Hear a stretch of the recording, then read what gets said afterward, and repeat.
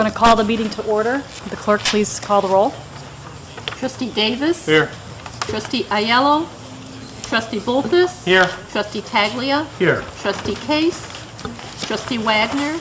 Here. President Bullwinkle. Here. Could all please rise for the pledge? Jay, would you like to lead us in a pledge tonight? No, go ahead. Oh, I insist. Please. Pledge. Put John's back.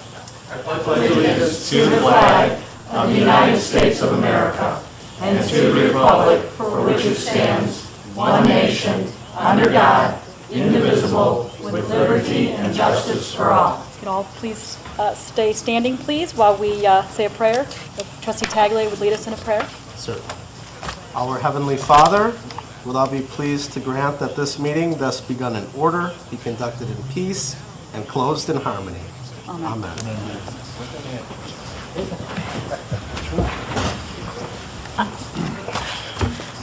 Item number 3 on our agenda is approval of the agenda. May I have a motion to approve the agenda? Madam President, Trustee Taglia. I'll move to approve the agenda. Do we have a second? Madam President. Trustee Bolfus. Second. Okay. Questions and comments from the public? Questions and comments from the board? All right, roll call vote. Trustee Bolfus. Yes. Trustee Taglia. Yes. Trustee Wagner. Yes. Trustee Davis. Yes. President Bullwinkle. Here, yes. Okay. Item number 4, presentation of the CAFR Award. Manager Keener? Yes, thank you. This evening, we have a presentation for the CAFR Award. It was the 26th consecutive year that the village has received this. Oh, I'm sorry. Director Lump, would you like to add? Oh, yes, come right up. I know that. It's taking all my thunder. It is the 26th consecutive year. The first year was 1987 that we got it. I went back and figured out when it was. This is last year's, and it's always been the same way. It was wood, metal. They've changed it. This year, it's going to be, I think this is granite or marble. I'm not sure which. Yes. But I think the reason they're doing that is because now we'll only get the little disc. Nice. So, a lot of work goes into these, staff-wise.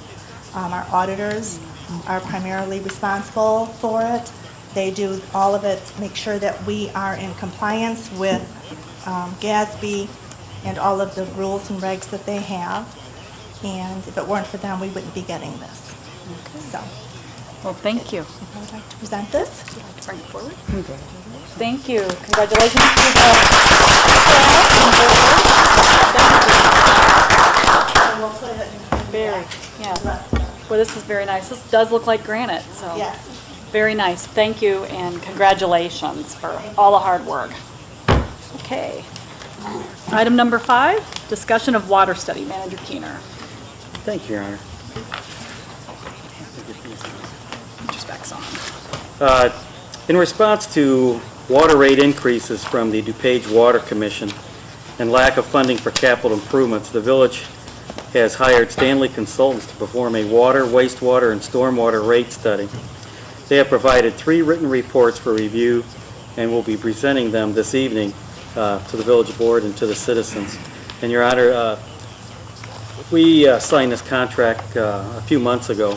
However, I just want to remind the board and the audience and the citizens at home that we all felt it was an important measure to undertake, and especially by a third party.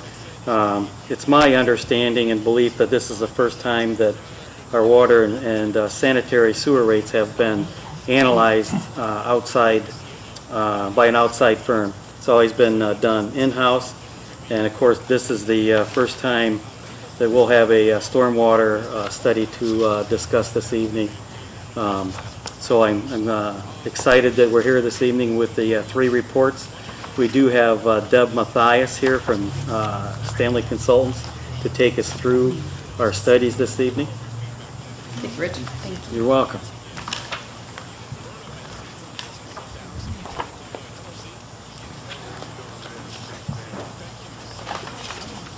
Catch the, yeah.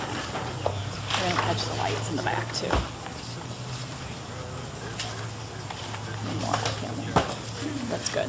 First presentation will actually present both the water and wastewater rate study. I'll first give some preliminaries of general discussion about rate studies, and then specifics to each of the, the water and then to the wastewater. The purpose of these studies is to conduct a cost of service analysis to determine fair and equitable rates that are necessary to fund each of the utilities.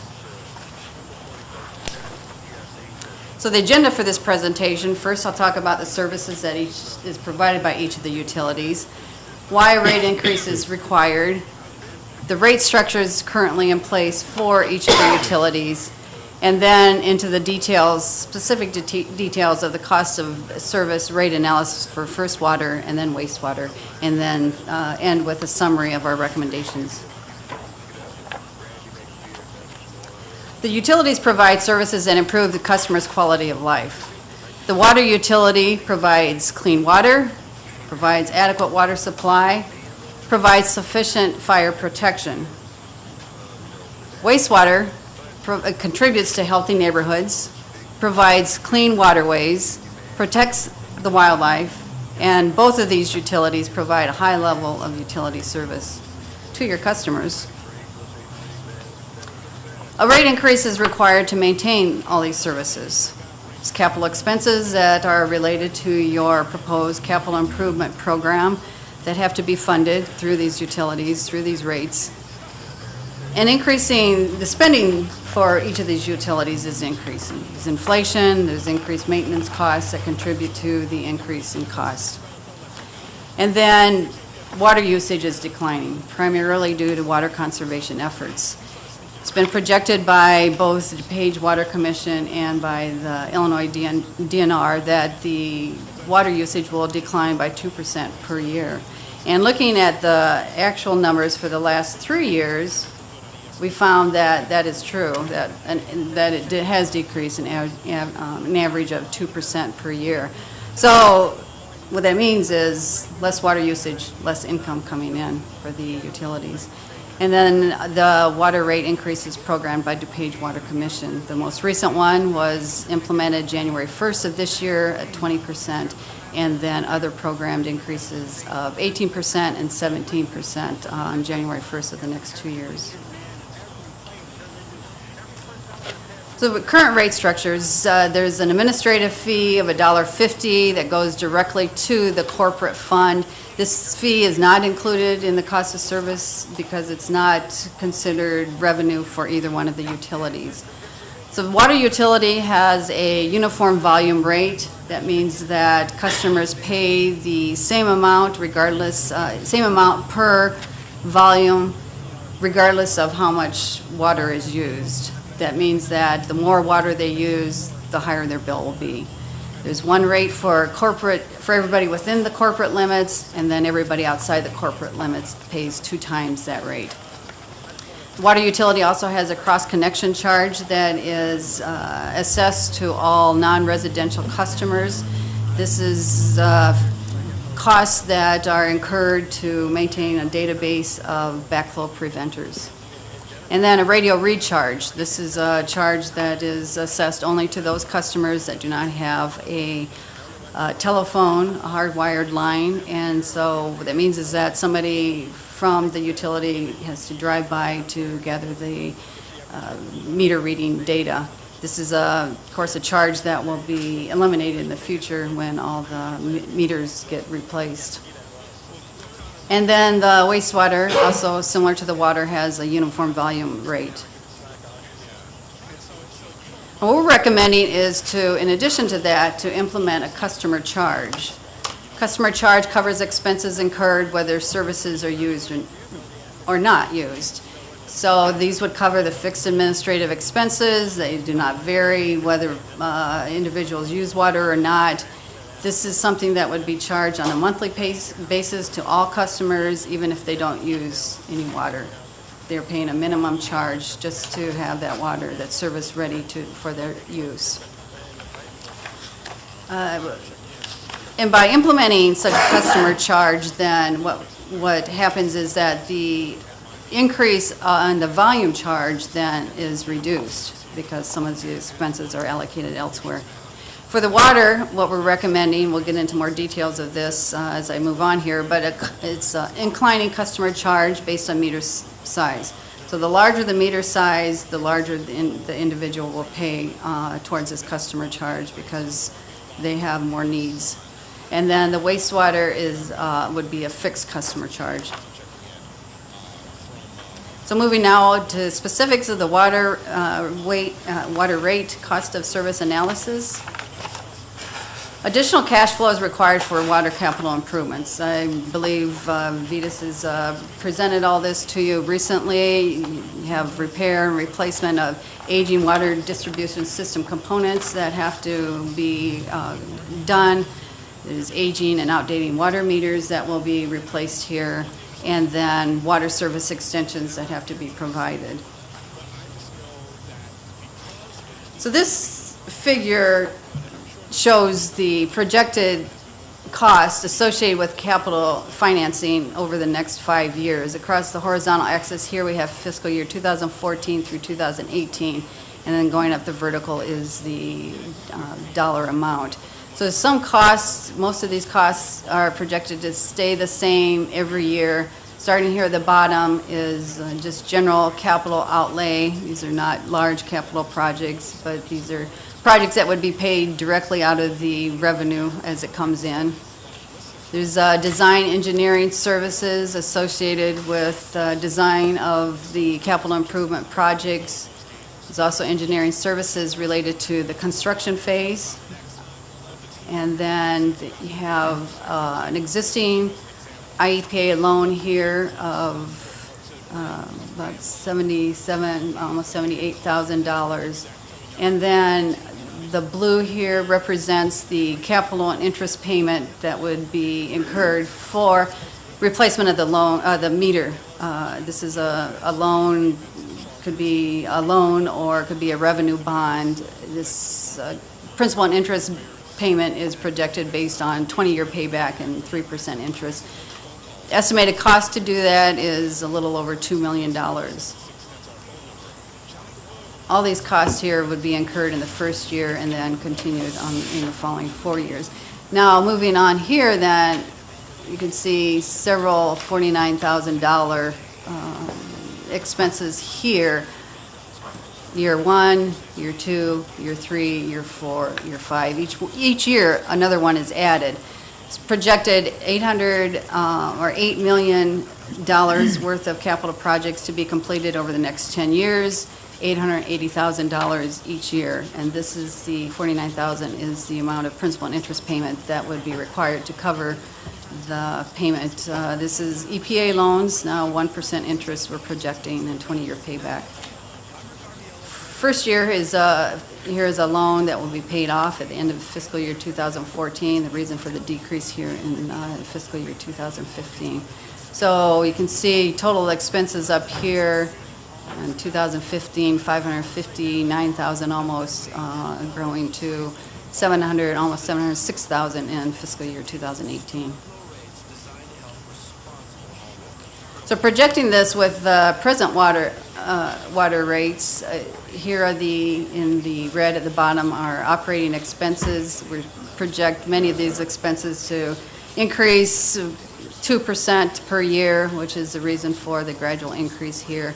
The blue then is the capital financing that I just presented in the previous slide. The dashed line here, the dotted line at the top, are your rates remaining the same. And then this dashed line here is the total expenses going from 4.26 to almost $5 million in 2018. That's total operating and capital financing expenses. Now here's the same chart with the projected revenue that will be collected. So as the volume of water usage decreases, this amount of revenue will decrease. You can see it's well short of the expenses that are being projected here in the future. So in general, cost of service rate analysis is conducted for municipal utilities. The purpose is to provide adequate revenue to cover all costs. Costs include what I've already talked about, the O&M expenses, as well as capital financing. And the goal is to charge all customers a fair and equitable rate that is equal to the service provided to them. So in very simple forms, that means cost divided by the billing quantity is equal to the rate. There's some more detailed considerations that go into this analysis. Here's a chart. This shows the water cost of service analysis, how it allocates expenses. This is a breakdown. We have a user charge. These are the operating expenses. From that, we calculate a user charge unit rate. Below that is capital financing expenses. Calculate a capital financing unit rate. Combine the two for the total unit rate. So in this column, second column here are the expenditures, and then the percentage of those expenditures allocated to these various unit rates.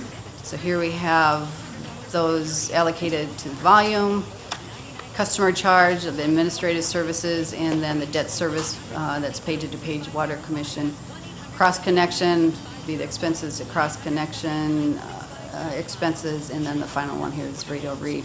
So unit rate, billing quantities here, we have total number of projected gallons of water usage in 1,000 gallons. This is the number of equivalent meters, number of cross-connection billings, and number of radio reads. So down here, then we come up with a cost of service rate for each one of those. Now, the rate design then results in a water rate that is equal to the cost of service provided. In this case, discussions with city staff, we felt that we wanted to even out the increase every year to kind of even out the impact each year. You had a most recent rate increase for water was just implemented in February 1 of this year. So we're projecting an increase January 1 of 14, 15, and 16. So what we're projecting is a 3.7% increase in the volume charge, and then added on to that are these customer charges. So for the basic 3/4 inch meter in year one, that individual with that size of meter would pay an additional $4.47 each month. And then that would be increasing, it's proportional to the cross-sectional area of that size to the 3/4 inch meter. So you can see where these get rather large for the larger meters. If we didn't have this, then this 3.7% increase, of course, would be much larger. Cross-connection charge, radio recharge are projected to remain the same as they are now. So projections with proposed water rates. So now we have this increasing rate up here, and along with that, then this purple line at the top is the projected revenue with that increasing rate. So now you can see we are covering, and by doing a uniform increase, we're collecting a little bit extra in these first 2 years, which will help to build reserves that are available in case of an emergency, and also helps with cash flow. So comparing to other communities, other local communities, nearby communities here, here the gold, $4.47. This is a minimum charge now. All these other communities, there's a couple here that have no minimum charge, but most of them have some kind of minimum charge.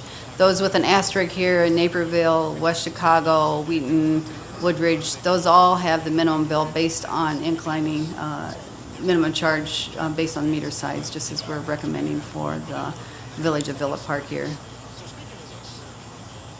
Median here, $5.03. So for the minimum charge, slightly below that. And then for a customer that would be using 4,500 gallons per month, that averages to 150 gallons per day. Here in the gold, again, is Villa Park with $40.11. The median here, you can see that you're slightly above that. Still others that are well above where Villa Park is projected to be. Just keep in mind that this is just based on current data. These other communities also are facing lots of increased expenses, probably increased rates also in the future. And moving on to the wastewater rate cost of service analysis, again, there's capital improvements that are required for the wastewater utility. You have aging collection system that has to be replaced, rehabilitated. There's capital improvement projects that will provide relief and additional capacity in the system. You have a number of combined sewers that have to be separated. You have capital investments at the wet weather flow treatment facility. And then there's also some costs associated with emergency response to flooding and other events. It's partially picked up by the wastewater utility. Costs associated with capital financing here, similar to the water, we have $100,000 allocated to combined sewer separation, $100,000 to capital outlay reserve fund. Well, this is a treatment facility, reserve fund, capital outlay. And then a couple of existing EPA loans that you have payments, principal and interest payments. And then I guess there's 3 of those here. And then there's, in this case now, we've got a specific amount of improvements that will be done each year. And for each one of these now, there's a principal and interest payment that's projected for each one of those. So again, these are added as years go on. You have the first one, second one, you have 2, 3, and eventually all of them here in year 5. So for a total here out in year 5 of $640,000 total for just the capital expenses. And then projections with present wastewater rates. We have operating expenses gradually increasing. The capital financing that I just presented for a total of 1.8 up to 1.9 in year 5. And then with rates staying the same kind of thing as with the water utility, your revenue will be decreasing with decreased water usage, again, falling short of where the expenses are here. Similar kind of allocations for the wastewater as with water. Calculated user charge includes operating expenses, capital financing, and then the total unit rate. In this case, we have the volume charge, which is a charge per 1,000 gallons, and then this is a customer charge that we're recommending per account per month. That would be a fixed charge. So the rate design then results in a wastewater rate equal to the cost of service provided. This is projecting now the last rate increase that was implemented for wastewater was back in 2010. It's been a while. So it's an increase of 12% that would be required if you were to implement that. We're projecting that to be implemented August 1st, and then following years it would be January 1st of each year. So a 12% increase, and then again making a uniform increase over those 3 years at 3% each year. And then the customer charge increases gradually just with a 2% projected escalation in operating expenses. And so with the proposed rates, then you can see that you're collecting enough revenue with those rates to meet the expenses that are projected. Again, with comparison to other communities, this is for communities that only provide collection. The minimum charge for wastewater projected for Villa Park, $1.53 median, that is the median. And then the 4,500 gallons per month, $15.71. Just one other community that is Warrenville, larger, has a larger amount than that. So in summary, rate analysis recommendations, we're recommending that proposed rates and the customer charge. So the water rates increase and both water and wastewater January 1st of 2014, 15, 16, and with wastewater additional increase here in August of this year. And then inclining customer charge for water, a fixed customer charge for wastewater. Also, a recommendation I would make is to go to a bi-monthly billing rather than a quarterly billing. This incurs additional costs for issuing the bills, but it makes for a smaller bill for customers. It's easier for them to pay and actually results in probably a better collection rate. You also want to conduct annual rate reviews to make sure that these rates are meeting your needs, and because all these capital improvements are based on rough cost estimates at this point. So once you know the actual cost, what the actual principal and interest payments are, just review these to make sure that they're meeting those needs. And then implement rate adjustments at least every 3 years. It's much easier for customers to learn to expect a small rate increase on a regular basis than to have a large increase at one time. That's why we're really recommending just the 3 at one time, 3 years at one time. And that covers the water and wastewater. Anybody have any questions? Yes, please, Manager Keenan. Can you cover these real quick? Yes, we can catch the lights in the back. So we can grab those. Manager Keener has a few things to add. Okay. Something that we should probably point out at this time, that it was mentioned, but for the proposed water improvements, for the village equal approximately $8 million. The additional $2 million would be the implementation of new water meters for the village. I've asked Director Jaskelis to put together the streets and avenues that would benefit from the $8 million. And they're Wildwood, Bierman, St. Charles, Harvard, Iowa, Lincoln, Michigan, Princeton, Yale, UP, Trax, South Ardmore, South Euclid, South Myrtle, South Summit, West Division Street, West Ridge Road, West Vermont, South Wisconsin, North Westmore, and Michigan and Madison, Michigan and Park, Houlton and Villa. And these, I believe, are on the back media table. And for those of you at home, we'll put this on our website tomorrow morning. And again, that's $8 million water improvements with $2 million of water meter replacement. And I believe, I'm not sure if our cable operators can scan in on some of our photos, but from our last town hall meeting, I think we had close to 165 photos between water, wastewater, and flooding and storm drainage issues. So this evening we've got a few of the water and wastewater issues. But for instance, take a look at the manhole that's directly in front of me. It's the old brick kind. Look at the weeds in there. Doesn't seal correctly. It's definitely time for replacement. And to the left of Director Jaskelis, this is on North Michigan Avenue. I mean, look at the bricks. It's definitely time for it to be replaced. They're not going to get any better. They're only going to disintegrate, especially if you remember South Michigan, Mr. Shepard's area. I think we did work on a couple of those prior to, or North Michigan, sorry.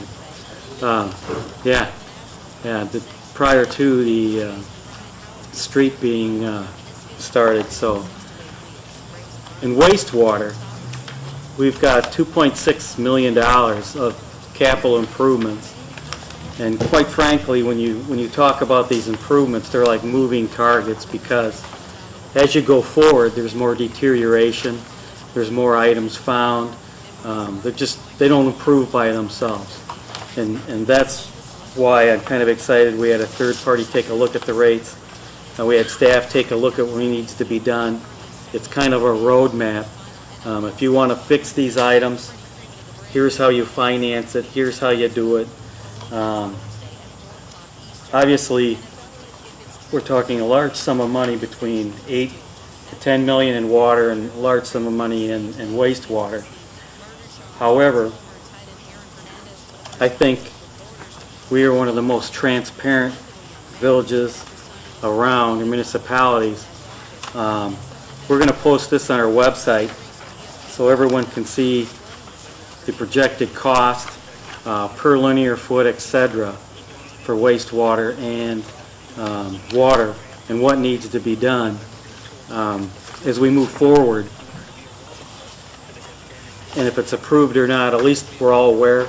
But if it is approved and we move forward in a positive manner, that we can show the village residents where their money's going by project, through the website, through town hall meetings, through meetings here, so everyone knows how their money's being spent and where it's being spent and how it's being spent. I think that's very important, to be transparent. And since we live in Villa Park, certainly we want to know where our money goes. I think that's very important. And you can see by some of these photos, there's work that needs to be done. In fact, my favorite one is the sludge pump that's in the back. It's probably past its useful life. And then I believe President Bowinkle and I, the most favorite one's Route 83 lift station, which is very close to its useful life, if not beyond. And when I say useful life, I mean sometimes these the machines, the mechanics, the equipment could be 30 or 40 years old, and when it breaks down we may repair that particular piece. But if you can take a look at the Route 83 lift station, the wet well, which is very important to us, we rely on that particular lift station for pumpage. If that were to go down, we'd be in a world of trouble. That definitely has reached its useful existence, and I believe, just off the top of my head, I think the replacement's a little over $200,000 for that. And quite frankly, our fund balance right now, just off the top of my head in wastewater, is probably around $550,000 or so. It'll probably go up to around $700,000.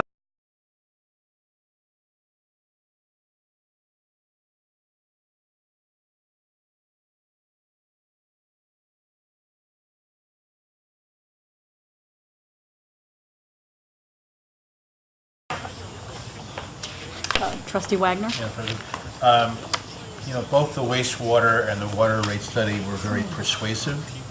But I will say that if you talk to a resident, they're going to say, we already paid too much. You know, so there's a lot of public education that needs to take place, as the manager said. I just have some questions, and I have quite a few questions, and I don't want to take a lot of time here. But in terms of customers outside the corporate limits, I noticed in the water study, they pay double what a resident pays. How many customers do we have outside the corporate limits? Yes, please, Manager King. Go ahead. Director Giskelis, do you have a figure on hand? Otherwise, we'll have to look at the analysis. Only a handful, and actually the few that we do, we have a reciprocal arrangement with Lombard because they get sewer from one village and water from the other, so they actually don't pay double.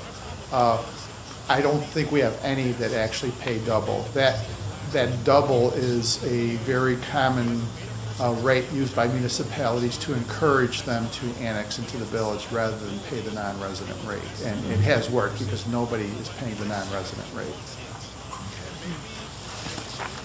In terms of residential meters, is the average residential meter 3/4 inch? That is correct. Okay. 3/4 by 5/8 or straight 3/4. Anything built in the last 10 years, well, no, in the last 5 years, I'd say is 1 inch or 1.5 inches because of the fire protection requirements now on single family. And then I would assume that commercial developments, depending on how many customers they have, I mean, how many units there are, the size of that connection would be, that meter would be vary quite a bit. That is correct. We have many in the 1 to 3 inch range. We have very, very few 4 inch or greater. Very few. Tried to look for the answer to this, but what is a cross-connection charge?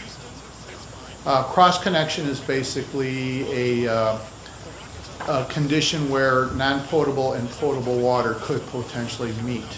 So once water leaves our public water mains, it enters a premises, it's considered non-potable water.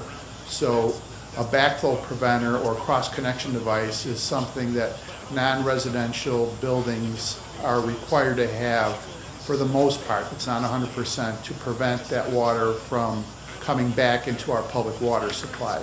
Those devices have to be tested annually by a licensed cross-connection device inspector, which is a subclass of plumber, I think. And the village has to maintain a database, and the EPA visits us every 3 years to make sure that we have that database and that we maintain it. Okay. Just another question. Minimum bills. Just kind of clarify that for me, what you mean by a minimum bill. Minimum bill just means that everybody pays something every month, Okay. whether they use water or not. So if somebody goes away for the winter, even though they're not using water, they're going to pay a minimum because there are costs that are incurred whether or not they do use that water. It's a common for most utilities. And just one last question, Madam President. And this is a little bit, I guess I'm digressing a little bit, but it kind of fits in with this discussion about a water rate study.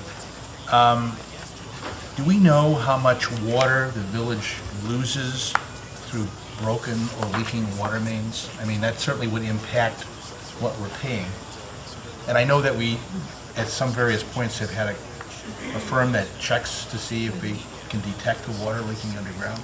We have to file an annual water audit with the state, and our unaccounted for, I believe, is less than 7%. So it's considered a very good number compared to other municipalities. We have what's considered a fairly tight system considering its age. That's all I have for now, Madam President. Manager Keener. Thank you, Your Honor. Vetus or Deb, you know, probably not everyone's aware what happens to aging water meters. You know, I don't know if you want to kind of explain what happens when they age. You know what I'm getting at? Or, Well, they corrode yeah. over time, so the wall thickness decreases. They rust from the inside, so there's sediment that develops on there, but then they just lose their structural integrity over time. And one day, from the pressure, a hole just bursts open. And that's how a lot of your breaks occur, is that the wall thickness deteriorates to the point where any weak spot, you have a pressure surge and it just pops, and there's a hole there that the water leaks out of. I was really referring to the accuracy. Of the, Accuracy? They usually run slower. oh, the meters. Oh, Yes. I thought you were talking about the water mains. I'm sorry. No, water meters basically are guaranteed for 15 years. They're probably accurate to around 20 years, and then they start slowing down, which that means they under-register, which means the village begins to lose revenue over time once they start slowing down.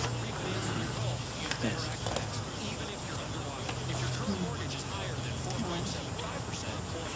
Trustee Wagner, are you?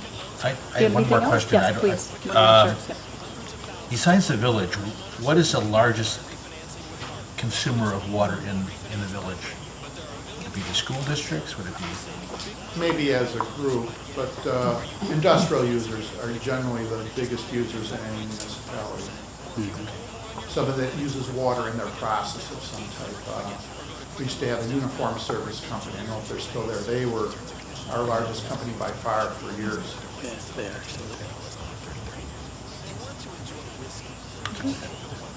Any other questions and comments? Trustee Bolfus? Well, I've been on the board for 6 years. I think this is the first time that I saw a comprehensive study on what our needs and how we're going to pay for it. And it was a nice couple Sundays reading here. And so it's good to see you did, like Trustee Wagner said, you made a good case here, projecting what our needs are, what our problems are, and what it's going to take for us to be able to pay for this. Now, what we saw here tonight was a 5-year projection on work that's going to be done over a 5-year period and what kind of money it would take to do that through loans and capital funding or whatever it would take to come up with that money. And then also a list, like the manager read off, of some streets that we've identified who have problems with wastewater and water service under the ground that, we can't see. Am I interpreting that right? So, but these numbers will keep changing possibly over the years when new problems pick up.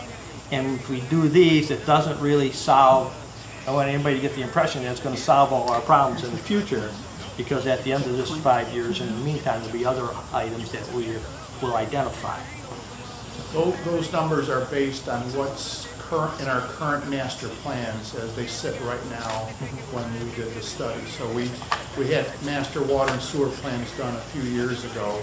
We've completed a portion of those projects in the master plan. So the bulk of the capital improvements are what's remaining to be done in those master plans. So there's other projects that have not yet been identified, and there's what I'll call maintenance projects of things that are going to break down that obviously we have not been identified. We put placeholder amounts for a lot of those objects, but again, it's just a calculated guess for those items. Now, when was the last time, I know with the water rates, we've raised the water rates based on what the City of Chicago charges us. When was the last time we've raised the rate for usage, not usage, but, for maintaining the system? I don't remember when that last time was. The last rate increase that was not prompted by a City of Chicago rate increase was when we took out our EPA loans. Because we had to raise our rates basically to pay back those loans. Yeah, those bonds That is correct. So we did that, we did 2 EPA loans for the water system. First was the ABC streets, and then the north and the south side. And then we did several for the wastewater, but I think we only did 1 rate increase to cover all those for the wastewater side. And that would have been, what was the last one? 2010. So we would have done it about 2005, when we programmed 5 years of automatic rate increases at that time, which expired in 2010. Now, if I remember right, that ABC Street water project, some of that was an emergency because we were having so many water main breaks there. I know it was probably in our long-range capital improvement plan, but with the amount of water breaks that we had up in that area, we had to go with the EPA loan rather quickly, if I remember right. I think if you lived in the area, you'd consider it an all-emergency. Yeah. It was a very bad area. But the priority was based on main breaks and undersized mains. So, and that's primarily what you see in the remaining water plan is replacement of high-frequency breakwater mains, replacement of 4-inch water mains, which are grossly undersized for water main protection, and then looping to improve fire flow in areas that have a lot of dead-end mains. So that's the 3 priority areas. So possibly by doing this with these graduated increases and with the loans that we can get and to pay for them, we'll be able to hopefully avoid some of those emergency type of repairs that might be required. We're sort of looking in the future and identifying projects we know that we're going to have trouble with somewhere down the line relatively soon. Well, for the mains that are high-frequency breaks, obviously, it's going to reduce operating costs going forward on those mains. We won't be repairing them as often. Now, Trustee Wagner was asking about how many non-residents we have, using water and sewers, which he said there's hardly any. But we do have residents in town who don't use village water and don't use the village sewer system, even though it is going down their street. Now, do those residents pay anything on their water bills or on for water service? The lines are out there. They're ready to serve them if they choose to hook onto those lines. And the water lines are out there with the fire hydrants in case they need that, but they haven't chose to hook up to the village services yet. Are they charged a rate of some type? Residents on well and septic are not charged anything for water or sewer service. But the services are there ready to serve them. In some cases, yes. And then at whatever time they do decide, if they've been being maintained and they're ready for them to hook up and to utilize those services. We actually have an ordinance on the books. It has not ever been enforced, but if there's a sewer service available within 100 feet, the village can actually force them to connect. That is not true for water, but only for wastewater. Well, I was just wondering, I don't think there's that many people, are there, who live in a village and don't utilize the water or sewer It's a service? fair number. I'd say more than 50. Well, my question, I guess, is why don't those residents have to pay a fee because it's there ready for them to use? You're referring to something like a fire protection fee? Well, Since they are being protected by the Right, hydrants? right. They're there, the fire hydrant's there, the water line's there, the sewer line is there for them to use whenever they want to, and we're maintaining it, so when they want to use it, it's ready for them. That could be a good question for the village attorney. That's an excellent question, and I think we need to look at that, because I think the opposing argument is, excuse me, why are some citizens paying for administrative costs and the right to be served, and others are not? Even though they choose not to. We're not going to we would have the right to force them off of sewer, off of septic and well. Obviously, there's an ordinance on the books. That is an expensive process, and that's the first study you might want to look at. But if not, I think a basic fee for having available resources is only fair play to the balance of our citizenry, our property owners. And that's what I was referring to. I think it's a great point we should look into, and I've made a note of it, sir. Manager Keener? Thank you, Your Honor. In fact, I think it goes back to the point of readiness to serve. Correct. The water is already there, the hydrants are there. They're just not connected. But, heaven forbid if the fire truck had to pull up, there's a hydrant, even though they're not using village water, it's still a readiness to serve. Now, the other thing I was wondering, now when we draft the ordinance, are we looking at doing rate increases for the whole 5 years and then go back and study them to see if they're sufficient for what our needs are? Or were we looking to do, renew the rates every year? I'm just concerned if we want to do them every year, that's going to fall through the cracks. So I think it'd be better if we just put the rates in effect for the 5 years. And that would help our businesses too, because then they could do some long-range planning and budgeting. Condo associations would be able to figure out what their association fees would be. It'd be easier, and for the residents possibly too. So what was our plan on how we were going to put this together if we want to? Manager Keener? Thank you, Your Honor.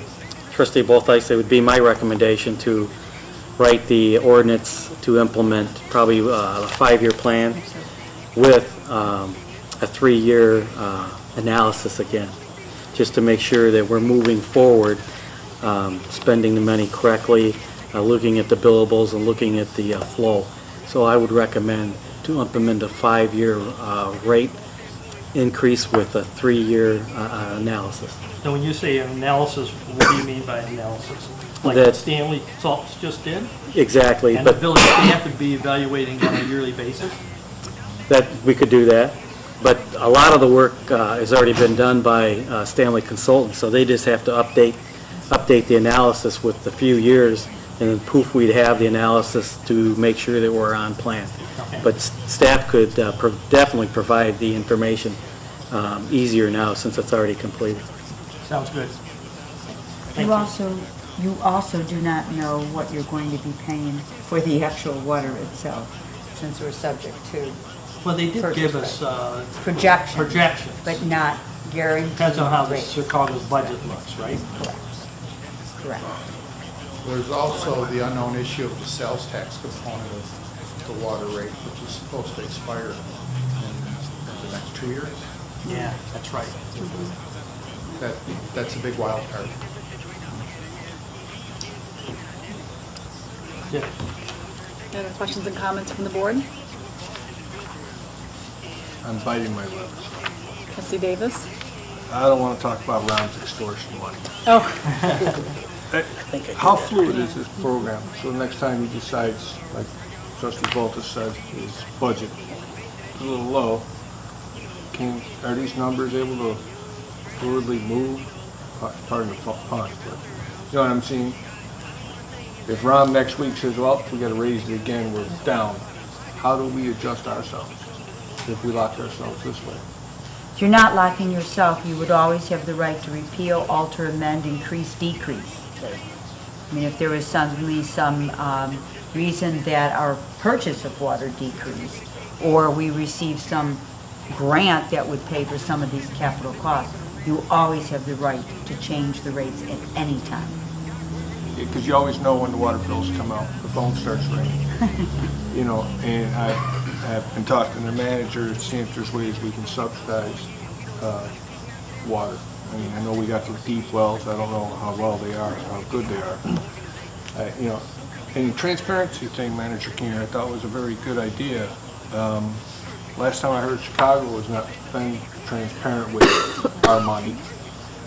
Are we enforcing that in any way, shape, or form? Or are we just still under their grasp? Thank you, Your Honor. Sorry, I meant to bite my lip, but I just... I could tell you wanted to say something, so. Trustee Davis, the most recent report that I'm aware of from the city of Chicago was probably like 3 pages. And most of that were pictures of items that have been replaced, like a roof. They have not, city of Chicago has not been very forthcoming. I don't see that changing. It's like a large gorilla in a room. However, we still, through DuPage Mayors and Managers Conference, still talk about how we can get the reports out of them and how we can cooperate. And it's very important. I think it's important that we know where our citizens' money is being spent. And the city of Chicago should be transparent also. One more question. We just got these in the mail. This is our City of Chicago water quality, correct? I haven't been home yet today. This came last week. It's water quality report. This is City of Chicago water? Yes. Do we have one The on base it? data is provided by the city of Chicago, and the village supplements with our water quality information from our testing. Do we have any testing of our deep wells? They have to be tested, I think, annually, because we do maintain them on emergency standby. Yes. I'll leave it at that. Thank you. Any other questions or comments from the board? I want to thank you for the study Madam analysis. Oh, One yes, more please, question. go ahead, Are Trustee we Davis. sure everybody has a water meter? Yep. Does every house have one that are hooked up? Yeah, that's right. Or bypassed? When we did the village-wide replacement about 15 years ago, we did find some that did not. So, assuming that none of them have removed them, I mean, right now, what's in our database, as far as we can tell, we have everybody covered. Is it possible that somebody slipped through the cracks? Sure, but to the best of our knowledge, everybody has a meter. Thank you. Thank you, Madam President. That's a good question.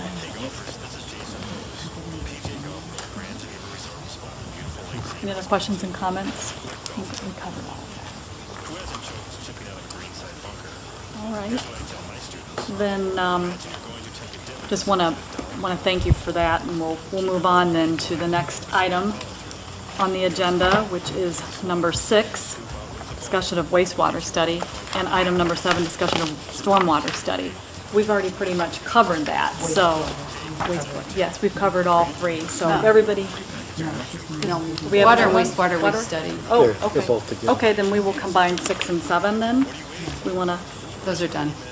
pretty much, Do you want to do a consensus to move forward? yes, let's do a consensus to move forward then. Okay, so now the next, Well, I'm wait a sorry. minute. What are we doing? Manager Keener? I Yes. just whispered something in my ear. Oh, yes, if the board is willing, or do you want to do a consensus to move forward with an ordinance to enact this, or is this just discussion only for this evening for water and wastewater? I need some direction. Madam President.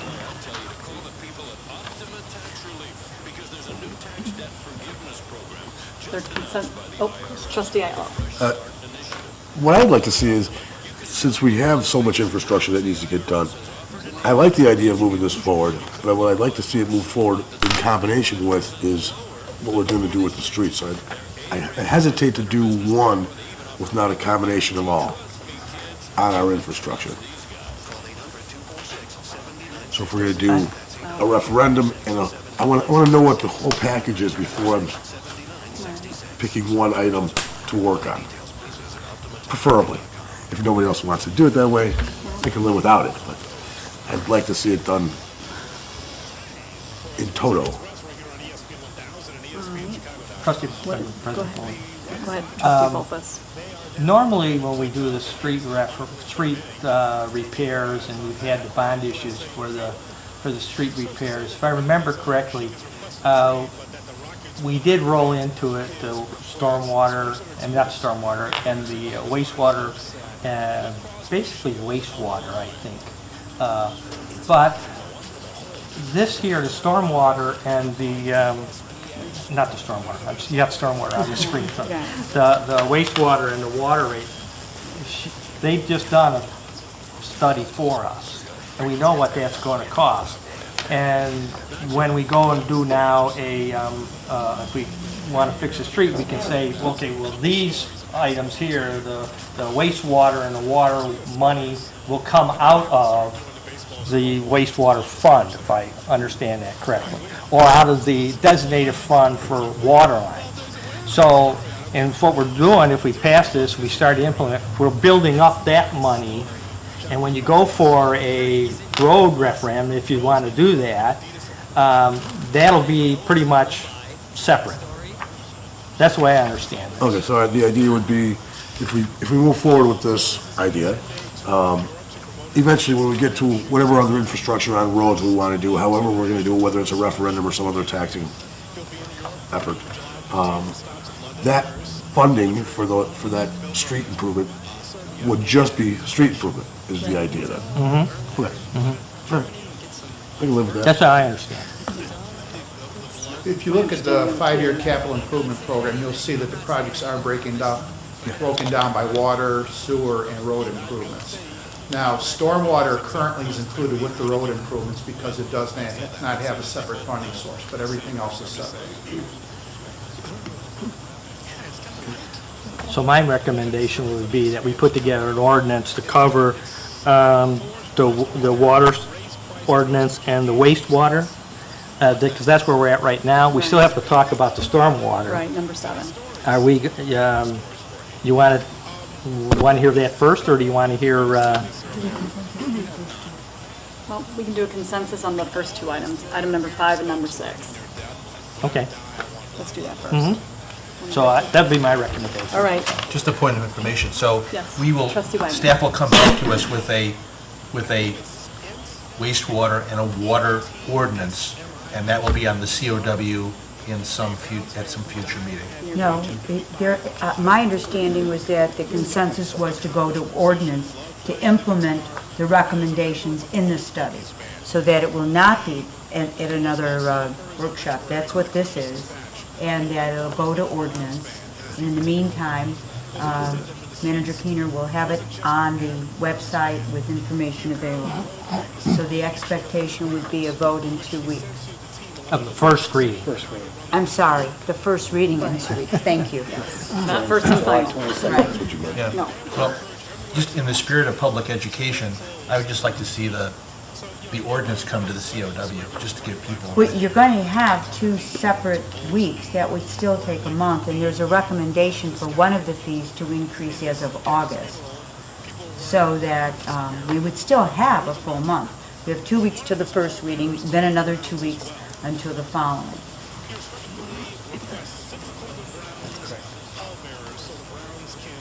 So do we want to move on with the consensus to combine 5 and 6?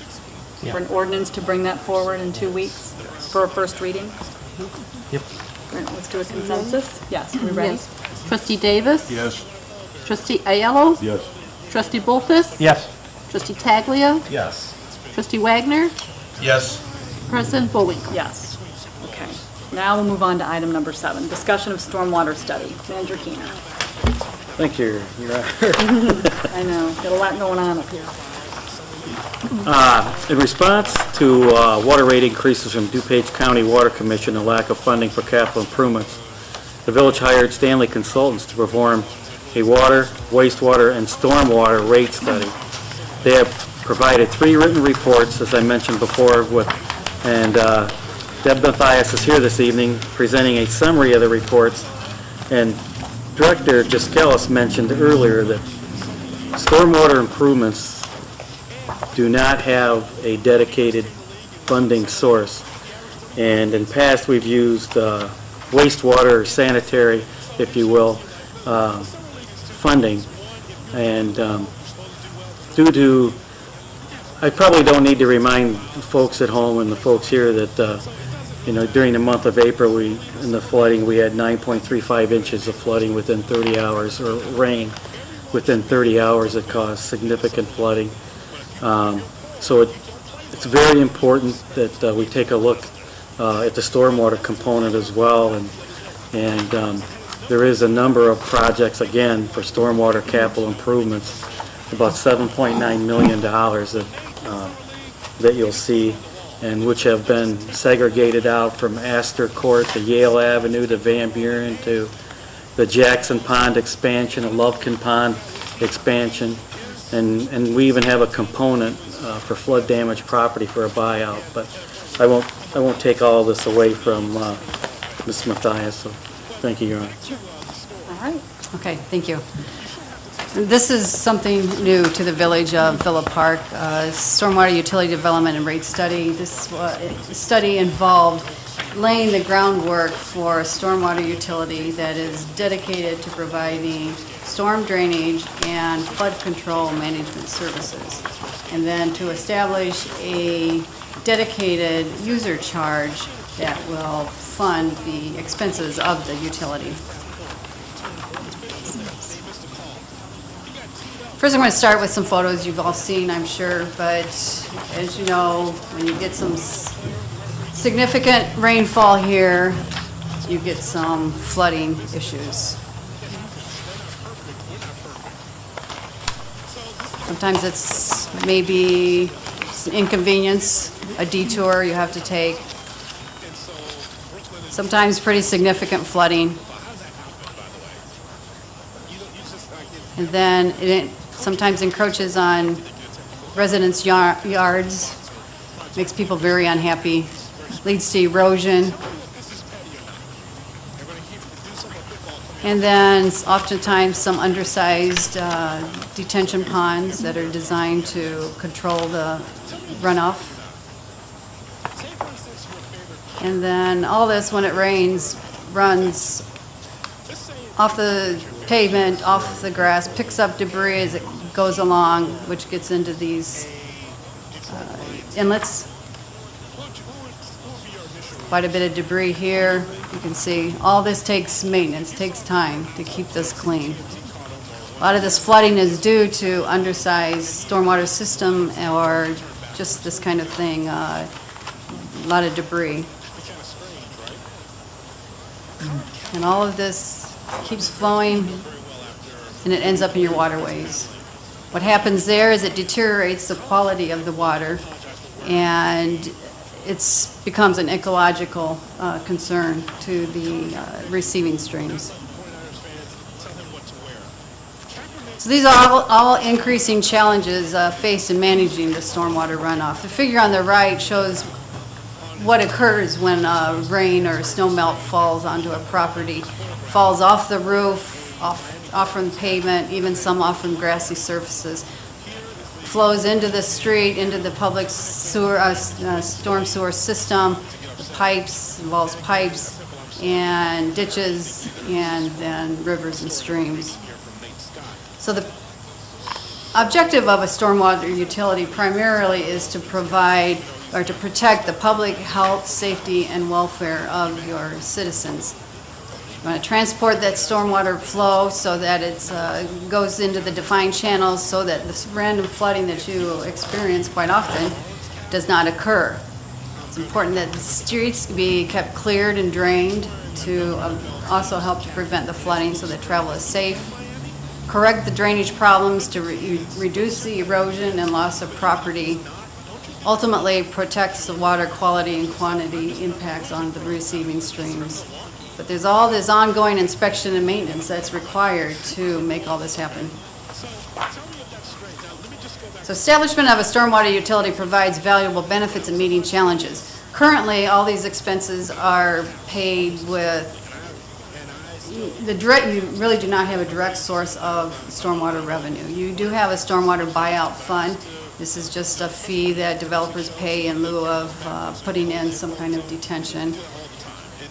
Some of this money, some of the expenses are paid out of your street fund, some out of your general corporate fund, and then some minimal grant funding. Generally, there's funding that's available through the state, through the federal government for water, wastewater projects, but generally not for stormwater projects.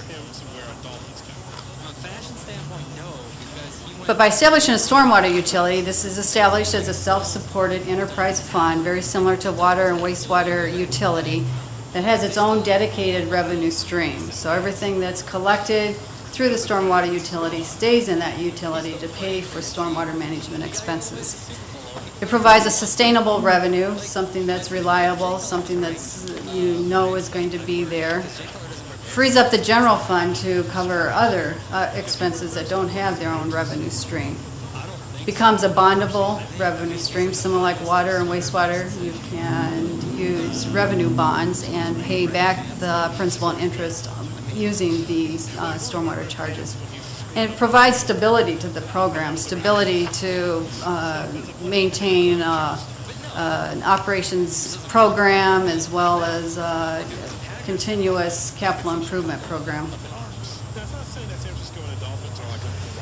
So first step that working with city staff, we identified operating expenses that would be covered under stormwater management. There's general maintenance that's required that falls under stormwater maintenance. There's general street sweeping, inlet repairs, culvert jettings, some contractual services, commodities, ditching that involves ditch reshaping and some culvert replacements, replacement of aging infrastructure. Keep hearing that over and over. Same with water, wastewater. Nothing's getting younger. It doesn't get any better with age. You have salaries to pay for the individuals, staff that are taking care of these needs, floodplain mapping, and then also response to these storm events. A number of stormwater capital projects address the deterioration and flood control needs. Mr. Keener just presented some of those, but to construct storm sewers that are associated with these roadway improvements, a revenue source like this would pay for that portion of the project. You have a lot of combined sewers. Those need to be separated. You have, as we saw, there's a lot of residents that have drainage issues in their yards, and you can have a revenue stream that will assist with that. Also increasing or installing storage capacity for these detention ponds that reduces the quantity of the flow, evens out the flow that goes into the system. And then a flood control study and mitigation for flood control. So what we've projected with this study is spending $1 million per year for construction of these projects. That's really a starting point. There's a lot of work that needs to be done here. So this is a projection of stormwater expenses. Again, across the horizontal line here is fiscal year 14 through 18, and the expenses coming up here on the left. So the dark blue at the bottom, these are the operating expenses. First year 2014 will be half over before this rate gets implemented, so we're just showing half the expenses for that year. Then the red line above this are expenses related to drainage assistance program. Green line is engineering to design the projects. The blue line is debt service required for, this is a $67,000 principal and interest payment for this $1 million per year. This is based on 20 years, 3% interest rate. So the number at the top then are the total expenditures from $800,000 up to over $1 million in fiscal year 2018. So establishing a stormwater user fee, now we've identified the expenses, so the next step is to design a fee that is going to meet your revenue needs. Some things to keep in mind when we do that: stormwater utility, again, is self-supported with its own dedicated revenue stream. Businesses and residents pay this user fee. They are receiving a service, and so for that service, they're paying you a fee. The fee should be equal, it should be fair and equitable, equal to the demand of each property on the system. And everybody who receives, every property owner who receives drainage services needs to share in their cost of the program. And you want the fee to be the charge, to establish a charge that's adequate to provide the primary source of funding for these costs. So impervious area is the most significant factor in the rate, volume, and quality of runoff. Here's a aerial photograph of downtown, probably area of Villa Park here. You have to look pretty hard to see any green space here.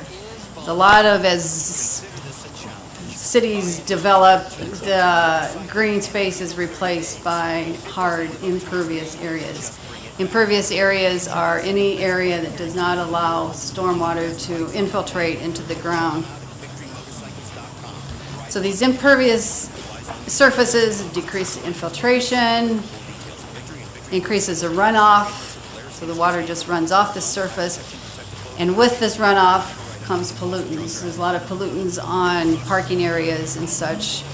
Impervious areas include rooftops, parking areas, sidewalks, patios. But all this runoff then determines the size that the sewer system has to be designed to. And this runoff is a major contributing factor in both erosion and water pollution, as we saw in some of those photographs to start with. That's all flowing into your receiving streams. So for the development of a stormwater charge, we've used impervious area to measure the contribution of runoff to the system. There's a term called equivalent residential unit, an ERU. This is a common unit used for stormwater charges that's equivalent to the unit of impervious surface area on an average single-family residential property. The city has planometrics. This is aerial photography that identifies hard surfaces separate from non-hard surfaces, and from that data we were able to calculate what the average size of all the residential properties here in Villa Park, and that is size of 2,400 square feet of impervious area.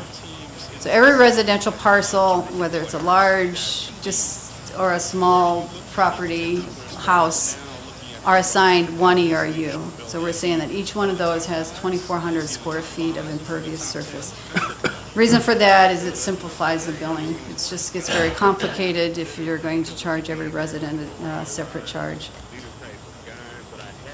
Then the impervious area is measured for all the developed non-residential parcels. Non-residential parcels include multifamily, commercial, industrial, institutional, so all hospitals, all city property or village properties, all schools. For each one of those, from this planometric information, we know what the total impervious area for each and every parcel, along with the county tax database. And so each parcel is assigned a total number of ERUs, which is equal to that particular parcel's total impervious area divided by this 2,400 square feet. And then we round those to the nearest tenth. So then we result is a stormwater user charge that is fair and equitable for the benefit received.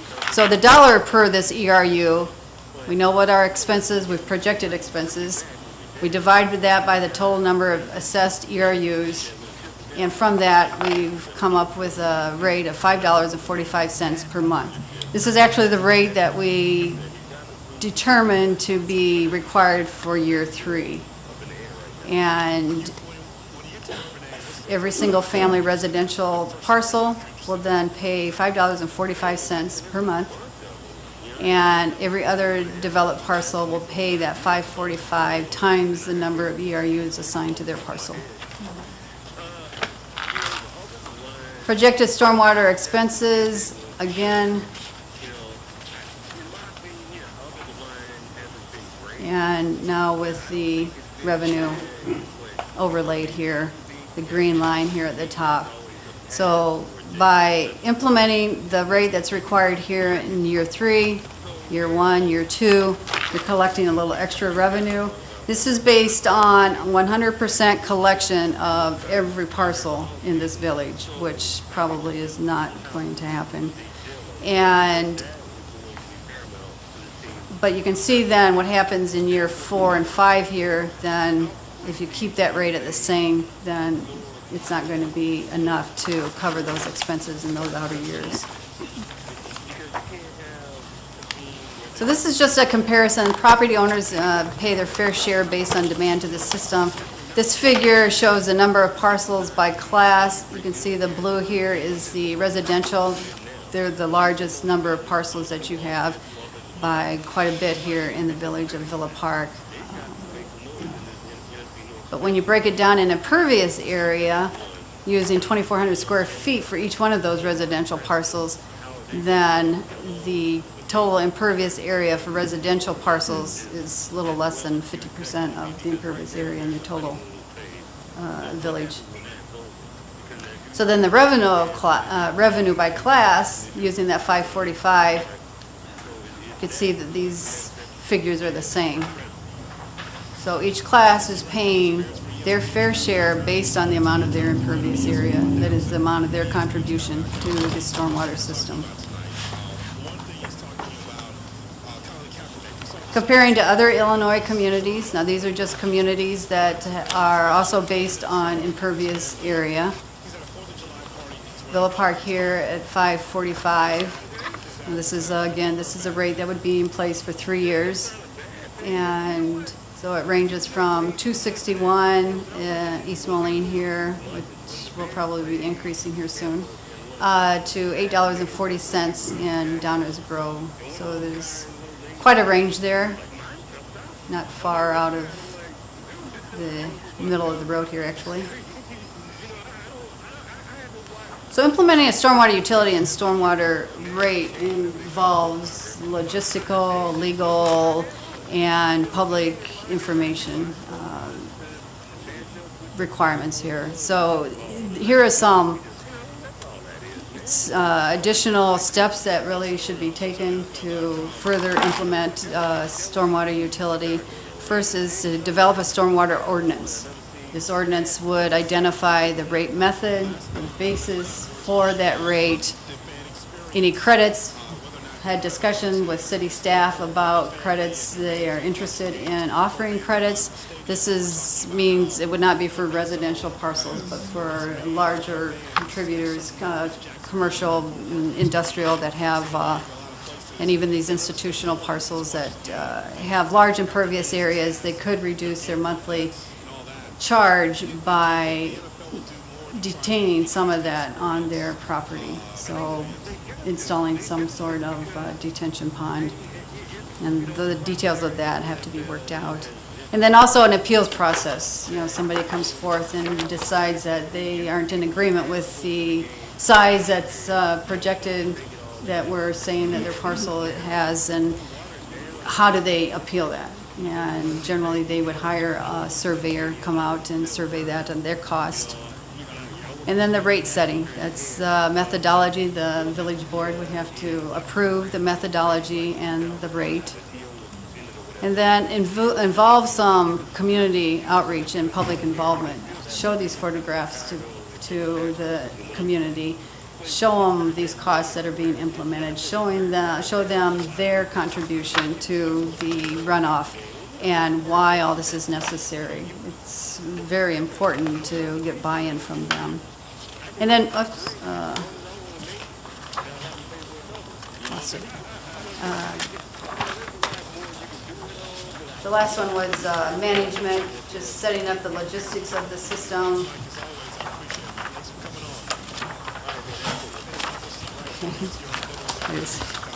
Management,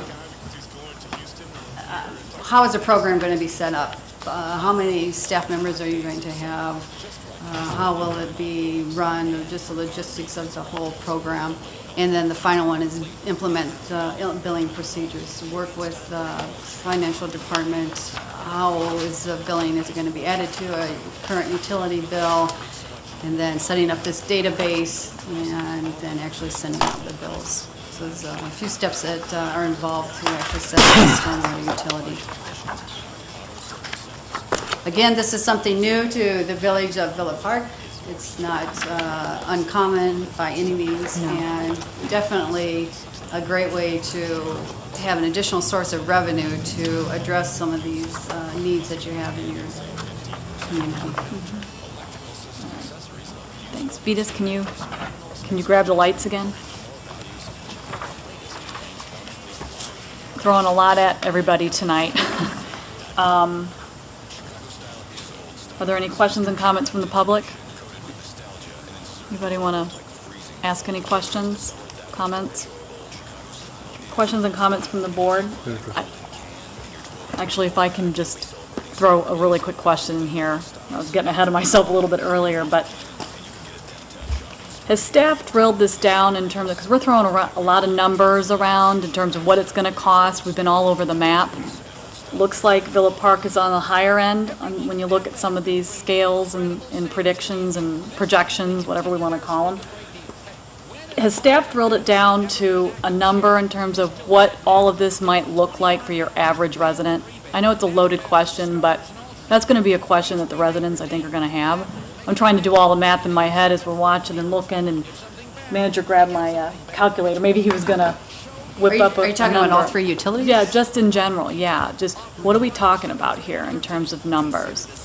I'm wondering if staff has had an opportunity to kind of get an idea of what that is going to look like for your average resident. It's a loaded question, I know. There's a lot of numbers, and we've been throwing a lot of things around here tonight when we talk about water, wastewater, and stormwater.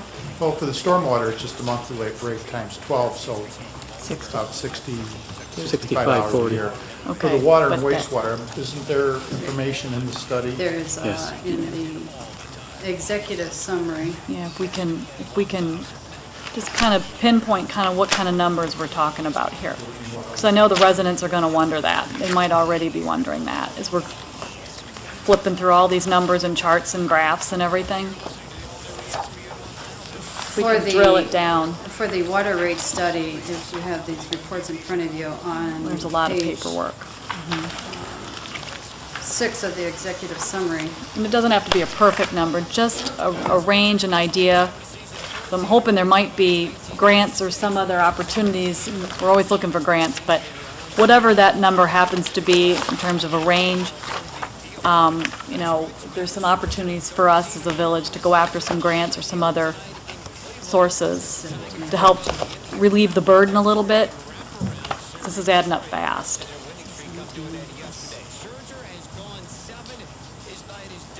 I know it's a loaded question. You don't have to necessarily give an answer right now, but I know people are probably wondering that. I'm trying to do all the math in my head.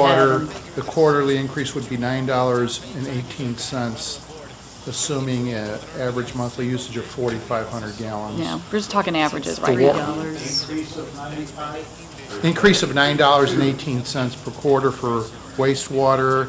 Water would be 17, so we're about $26.50 plus the, 60, so it's $100. $8 a month for these two, and then plus $5.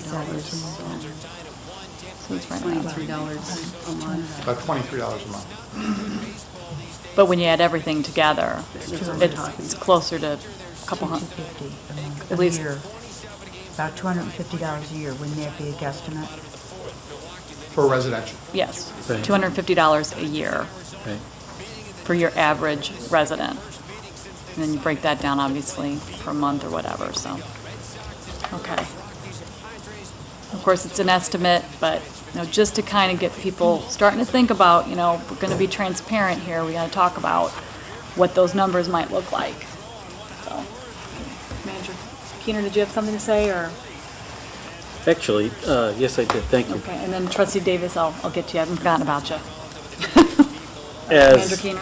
As Ms. Messias was going through the presentation, and we saw some photos at the Jackson School, I believe was one of the photos where the Jackson detention actually did not have enough capacity to hold or retain some of that water. I personally walked into the flooded parking lot of Jackson School, and it came up to my knee, and I smelled fuel. And when that water receded, that went right down into our inlets, right down into the wastewater, etc. So I know that detention basin is not large enough.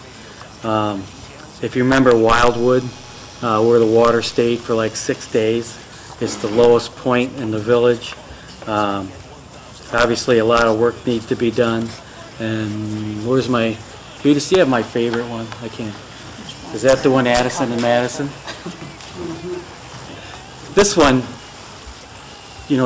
I'd like to remind everybody at the town hall that was present at the town hall meeting, that hopefully saw the film, etc., that I think I made a statement at the town hall meeting that no one should live like that.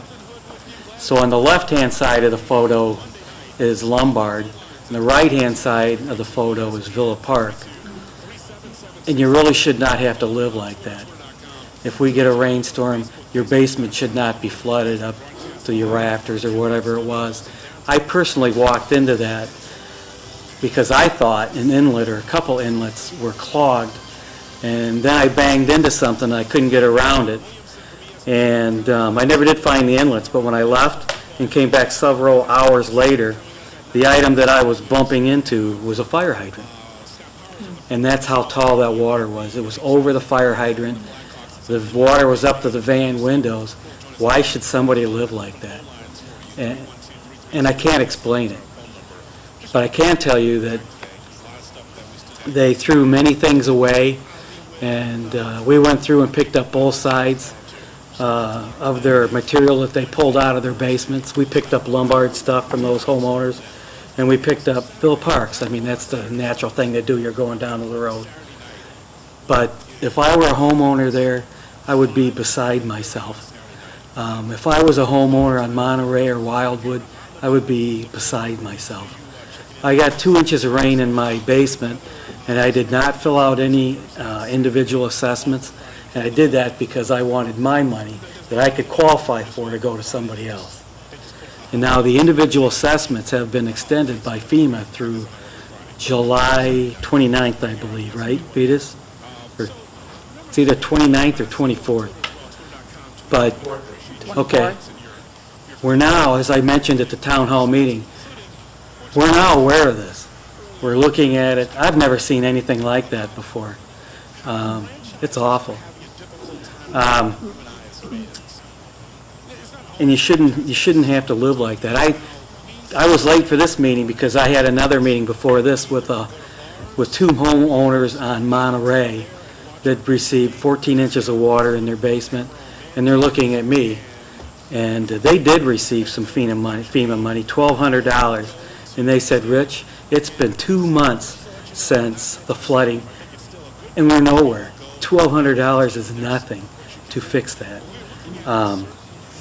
I went out and looked at it personally twice, and now I'm going to bring another engineer out to take a look at it, just to help me. I'm no engineer. The water seeks its lowest spot, and unfortunately that area is pretty low. That area on Monterey has ditches that have not been dredged. The culverts have not been replaced. It's just a fact. If you want to drive down there tomorrow, look at the ditches south of Washington on Monterey. The culverts are almost non-existent, and the ditches are not dredged. And it's something that we should do. We need to help. I looked at these folks this evening, I said, I'm not going to abandon you. I will call someone in that'll do me a favor. I'll put some things in writing for you. It's just something that we need to do. It's going to cost some money. It's going to cost a lot of money. But again, tomorrow we're going to have the stormwater capital improvements on the website along with the study. For my part, you know, I live in the village. It's $65.40 a year. Is that correct? For me as a resident. And then the 3-year cost, because it's $545, would be $196.20 for 3 years. That we could take control of this ourselves and do some things. Thank you, Your Honor. Trustee Davis. Yes. Thank you. On your comparison with other Illinois communities, everything's in the sticks other than Downers Grove. Is there anybody locally that has this chart? Pardon me? This graph here that you have? Mm-hmm. All these towns are in the sticks other than Downers Grove. Is there anybody closer to us that charts this fee? I believe Downers Grove is the only one who's done that in Chicago.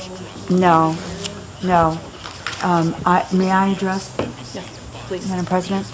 Many of the towns, and we know that I work, most of the towns are currently implementing it. So the fact that you don't have it is not a shock to me, because I have been called upon several times in this past year to deal with this. The reality of what we've experienced by weather and the inadequacy of our stormwater drainage is unbelievable. All the southern suburbs have it. The reality is what has been presented to you tonight is the correct way to implement it with a lower cost for those property owners with less impervious areas. Many of the towns have also implemented, as was suggested, if businesses that have a lot of square footage want to replace their surface areas with more pervious, we would encourage that and thereby reduce their impervious areas and their monthly cost. Many of the towns, to my chagrin, just do a flat fee, and you don't have any of those, and those have been implemented for a number of years, where they just come in without the studies to show. This is supposed to be a fee that you pay to the extent you've eliminated adequate drainage, as we have with our homes and our driveways, etc. Many of the towns that are not here have just done a flat fee, just a flat fee, which is A, not legal, in my opinion, so I wouldn't draft one for you, and B, unfair to the citizenry versus the businesses, because the businesses with their parking lots in massive areas are really, to a great extent, a major contributor to your water. So I look at the list, and that was the only part of your study that I went, wait a minute, there's a heck of a lot more towns. And I don't know how quickly we could do a better study, because so many of these ordinances have been implemented in the last 12 months, given the weather we've been enduring. I'd like to see towns closer to us, to see what they do charge. East Moline and Wilmington, Norm, I don't really care about. Right. So far out. I'd be more interested to see what's closer to us and what they are charging.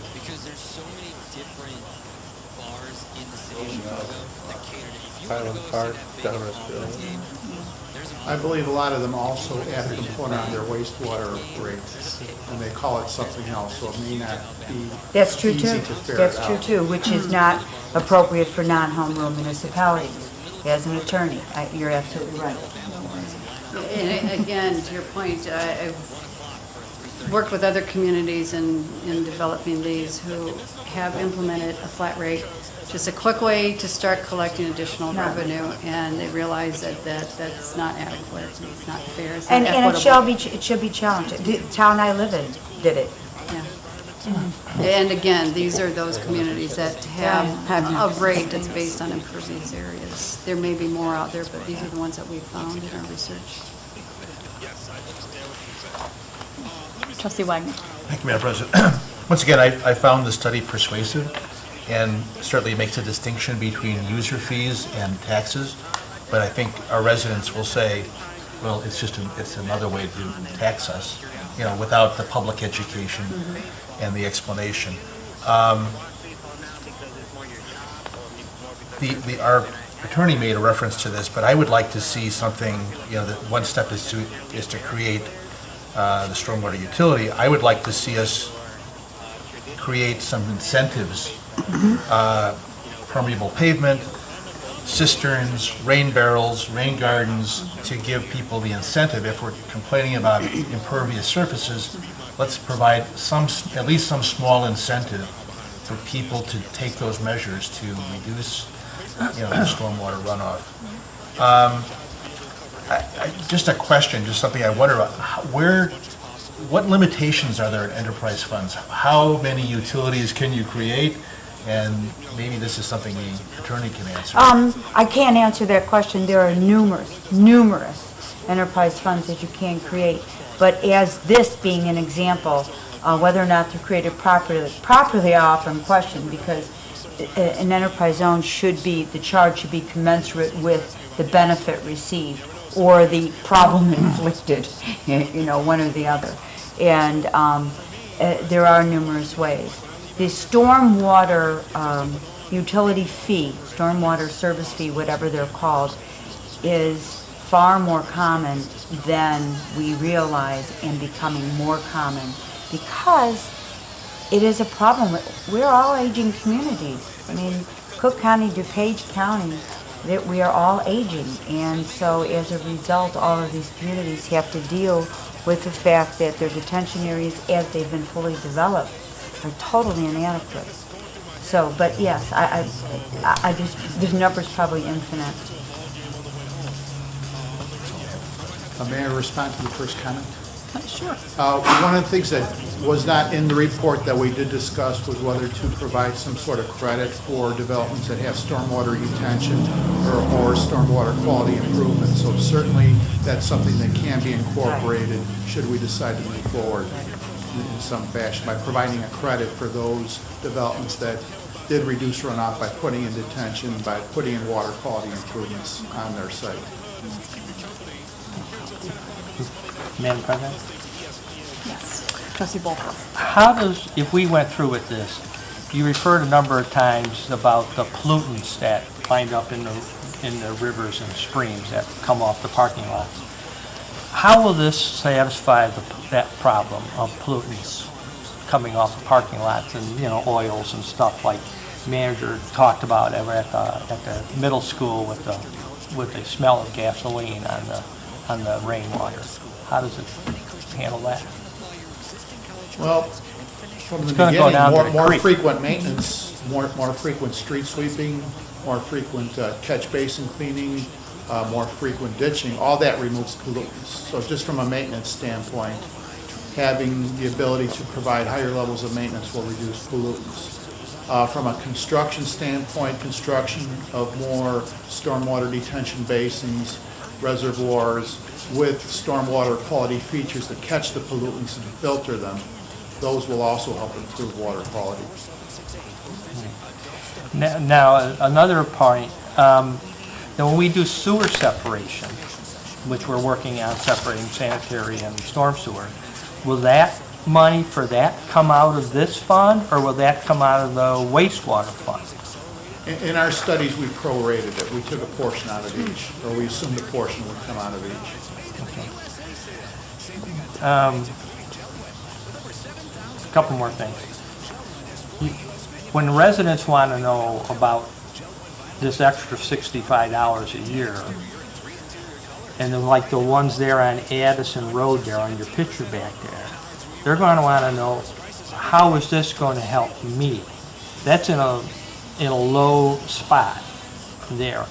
How will them paying, and the village paying this money, going to answer specific questions to like those people there on Addison Road What are you going to do? How is this going to help me? Because I'm the one, they're going to say, that has the water in my basement. But if you look at the handout that I gave you in the table ES1, further down list flood control study and mitigation, $2.75 million. So that's the dollar amount we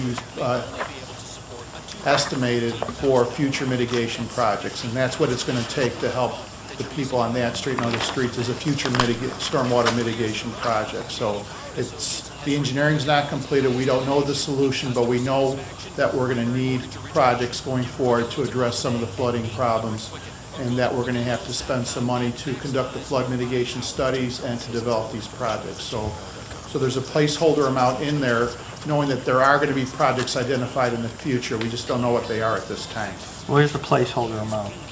You're talking Flood control study and mitigation. So, yeah, I see that there. So that'll study it. So when you're saying $1 million a year, which this would generate at the end of the 5 years, that still isn't going to, that project there is going to take more than $1 million than on Addison Road there, I would guess, to solve that problem.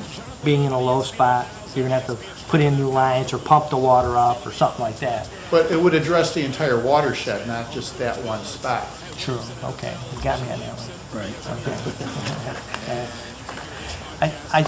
I agree with the manager, you know, those people there on Addison Road. We had a gentleman in here a couple weeks ago about flooding in his basement with sewer backup. You know, we shouldn't have to live that way. You know, and I have to be honest with you, I don't have a flooding problem in my house. You know, I'm usually dry, as long as the electric stays on. You know, some pump works, and I don't have an issue with it. But my neighbors don't. The neighbors, in being my community, they shouldn't have to live that way. And for all the people who, like me, say, well, I don't have a water problem. But my neighbor does. And we're a community. And we have to take care of our neighbor. You know, we're only concerned about it if our neighbor is our brother, who lives on the other side of town, and he gets a flood. But everybody is our neighbor. Everybody is our brother. And we have to take care of everybody in town. And nobody should have to put up with sewage in their basement. Nobody should have to put up with water in the street coming over in their window wells in their basement and ruining everything in their basement. You know, and spending $15,000, $20,000 to take care of it and get $1,200 from FEMA, you know, and have to get on the phone and call grandma and grandpa or some rich relative if they could lend them some money to fix their basement, hopefully. So it's a community thing that we all have to consider. You know, $65 a year, you know, for some people, some families, it's probably a stretch. You know, that could be, you know, part of a grocery bill, you know, depending how many kids you have. So yeah, we have to look at it that way. You know, even though we don't have any problem, our neighbors have it. Our neighbors are everybody else in the community. We can't rely on grants and some of these other sources we have because they're just not reliable. You don't know if you're going to get them. And now with the federal government and the state government all cutting back, they're harder and harder to get. We got lucky. We got some grants to demolish some houses by Wildwood Park. You know, so hopefully we can come up with some money to put a detention basin in there. And we're looking at any properties that, you know, are available that we can use for detention, but it takes money. But we do need to do more public education on this phase of this study. It'll take some time for the attorney to write this ordinance, because there's a number of things that have to be gone over. I know, you've got that on your computer right now, I can tell. But you know, when we talk about the breaks for developers who put in their own water retention, so we have to work through all that. So it's not going to go as quickly as the wastewater study and the water study. So it's going to take a little longer than that. So the incentives are what takes the longest, is to develop a program of incentives which illustrates the intent of the village board in implementing this is really to attack problems and to encourage property owners, especially business owners, to reduce their bill by eliminating a lot of their impervious areas. So that's what takes time, and you want as many ideas as you possibly can come up with as the incentive, because that's a good way to eliminate the problem, and thereby eliminate ever having an increase in the amount. Now, I would assume that if we went ahead with this, the number one priorities, that we would list priorities on what we want to do, maybe sewer separations, floods like we see there on that picture on Addison Road, and then later on, address backyard flooding too? Is that more down the line, you know?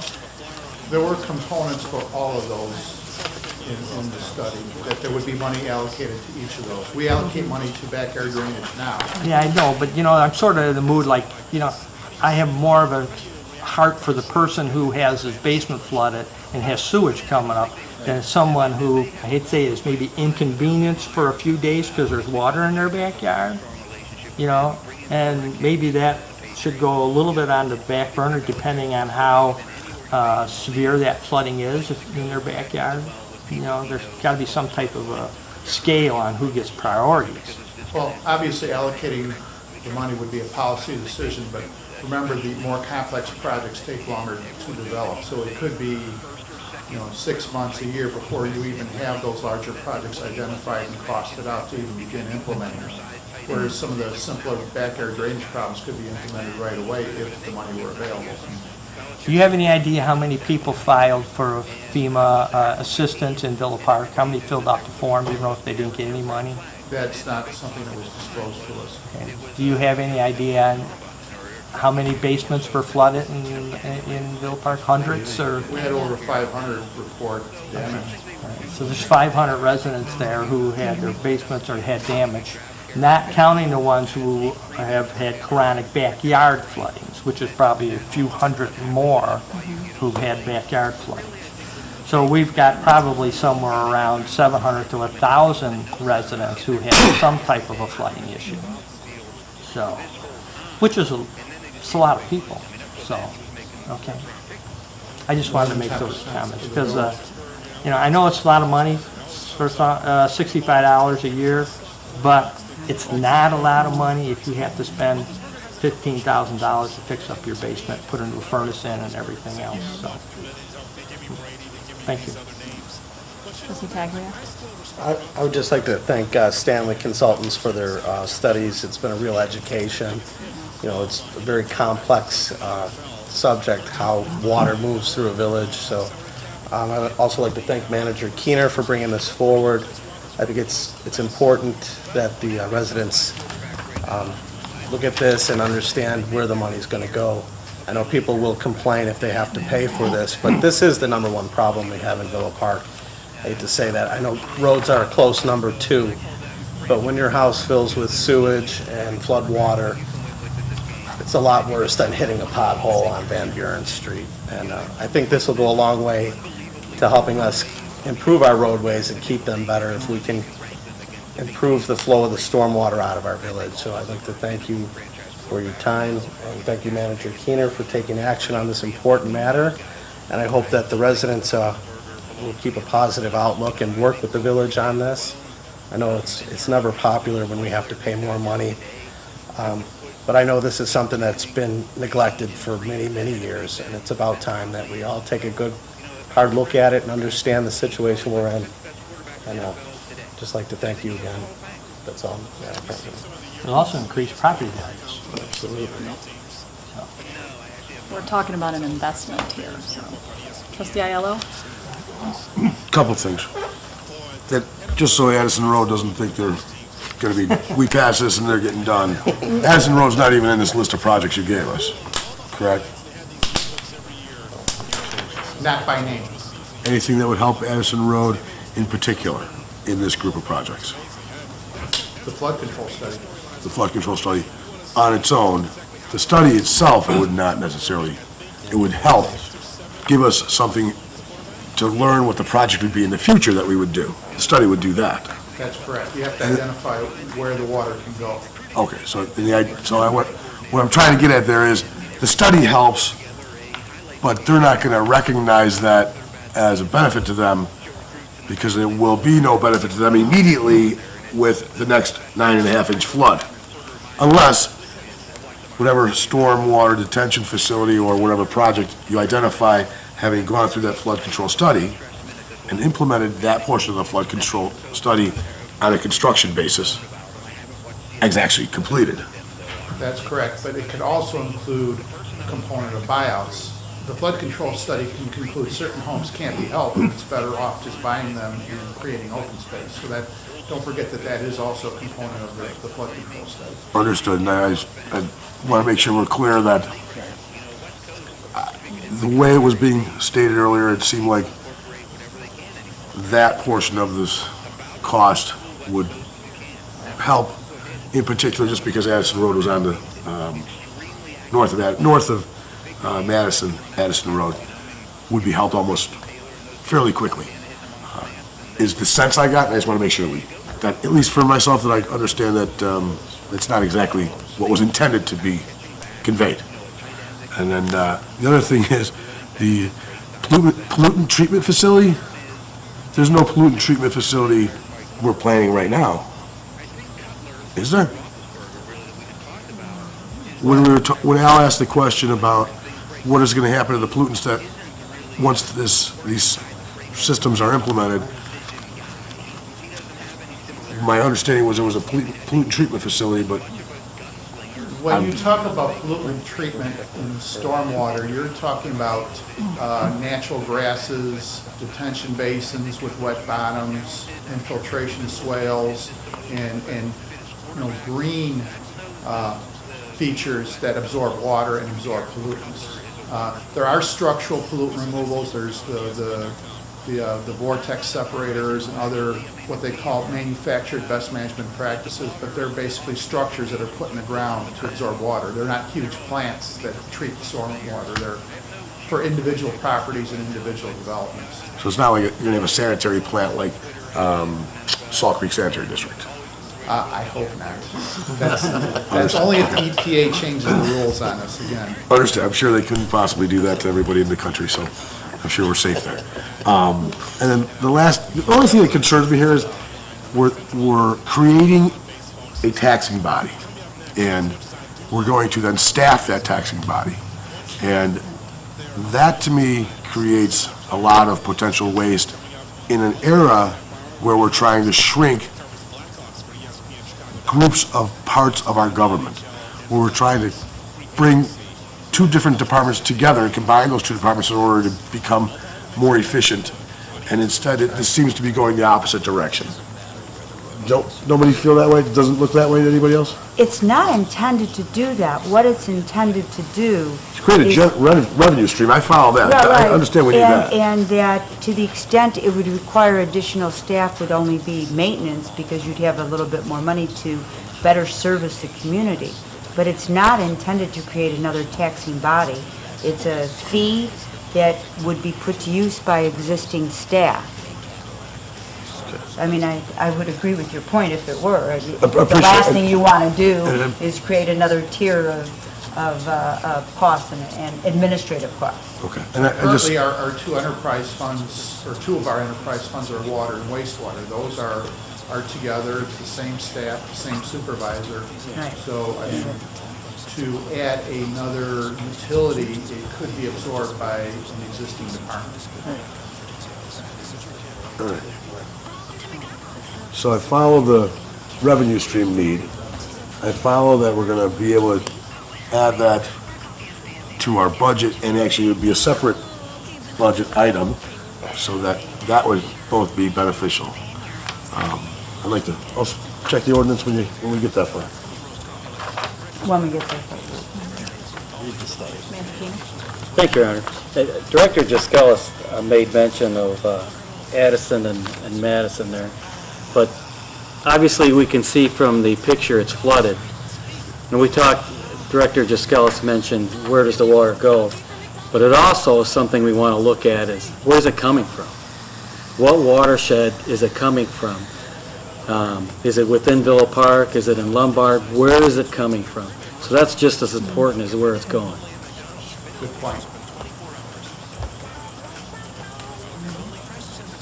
Of course. It's getting late. I thought I'd added that. Thank you, Ron. You have to keep awake. Any other questions or comments from the board?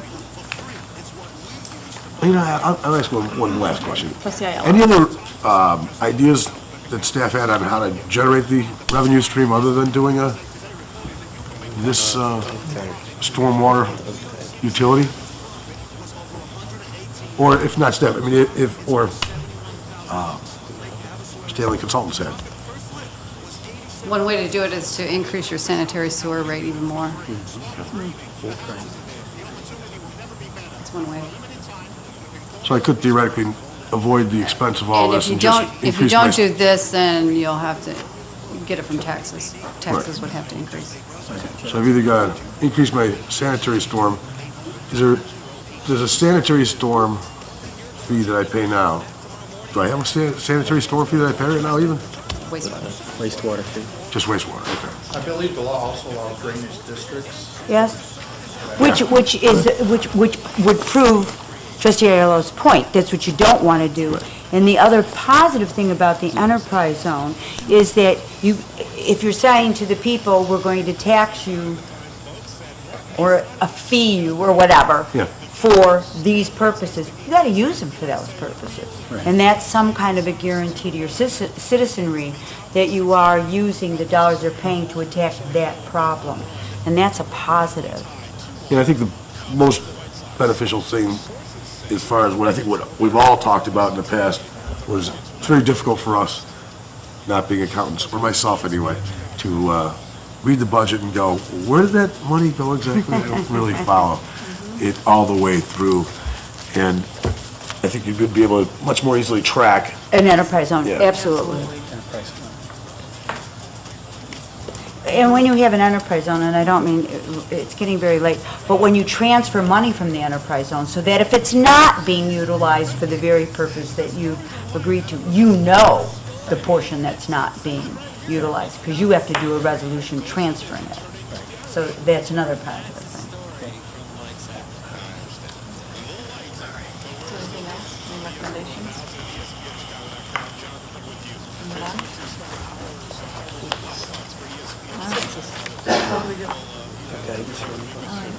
We go for consensus then, moving forward, some guidance from the staff based on what we just talked about here tonight. That's a consensus. There's a consensus, yes. Okay, Trustee Bolfus? Yes. Trustee Taglia? Yes. Trustee Wagner? Just a question. So this is, the consensus is that we're going to instruct staff to create a ordinance creating this, is that correct? Yes, recommendations. Okay. Yes. Yes, moving forward. Trustee Davis? Yes. Trustee Ayala? Yes. President Bullwinkle? Yes. Item number 8, presentation of Sugar Creek Watershed Hydrology Study by Manhard Associates. Manager Keener. Thank you, Your Honor. DuPage County has been in the process of revising the effective flood insurance study, FIS, countywide. If implemented, the new proposed flood insurance rate maps firms would place a number of homes within the Sugar Creek floodplain for the first time ever. These homes may be then required to purchase costly flood insurance. As a part of the due diligence process, the village hired Manhard Associates to perform a hydrology study of Sugar Creek. The results of Manhard's study were then compared to DuPage County data and summarized in a written report. Copies of this report have been submitted to DuPage County, the Illinois State Water Survey, ISWS, and FEMA for review.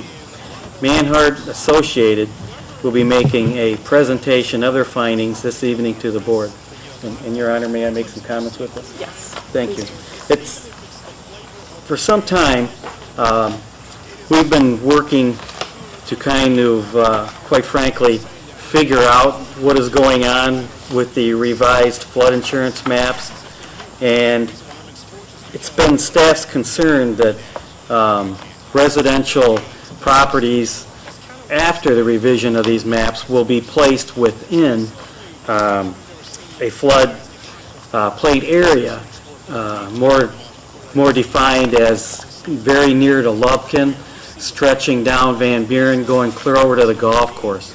And some of these homes would be put in that floodplain for the first time ever and then be required to purchase costly flood insurance. And if everybody remembers back to April, 9.35 inches of rain in 30 minutes, or 30 hours, some of those areas were not affected, and kind of proves our point of doing some due diligence to verify the county data. And so that's what we're doing. And quite honestly, I've told everybody here and folks at home through the town hall meeting that I don't have all the answers, but we surround ourselves with professionals that have the answers, that can get us the answers. And so we've entered into an agreement with Manhart Associated to provide us with some answers and compare their data with the county's data in an effort to detour those residential homes to being placed in that floodplain and to have to pay costly flood insurance. Thank you, Emma. Okay, with that, we'll get started, but we're going to cut a couple lights so we can see your slides. Okay. Well, hello, everyone. It's been a long night, and for those of you who have read the hydrology report, you realize that it is as exciting as slicing bread sometimes.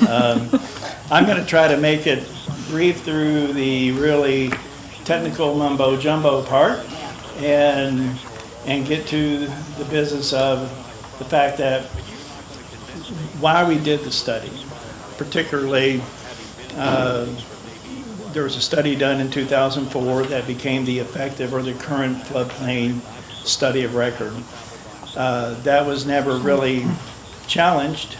It was done by the county, and in 2011 they undertook a massive restudy of a number of the watersheds in DuPage County, and in the process flows increase, and by flows we mean the amount of discharge produced by a 100-year storm when you are related to floodplain mapping. So the term hydrology means a watershed's response to a precipitation event. Rains, a certain amount absorbs, the rest amount comes up to the top of the surface and it runs off, and you get the pictures that you see around you. It just doesn't have anywhere to go. It goes to the low spots by gravity, and hopefully you have the infrastructure to convey it. So being good stewards of the floodplain program as the village is, they have hired us to really just to take a look at the county study and let you all know, is this right?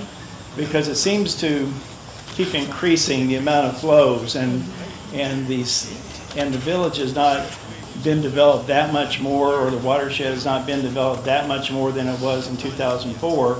So why are the flows, or the hydrology, why does it keep increasing? And we do this for a living. This is what we do.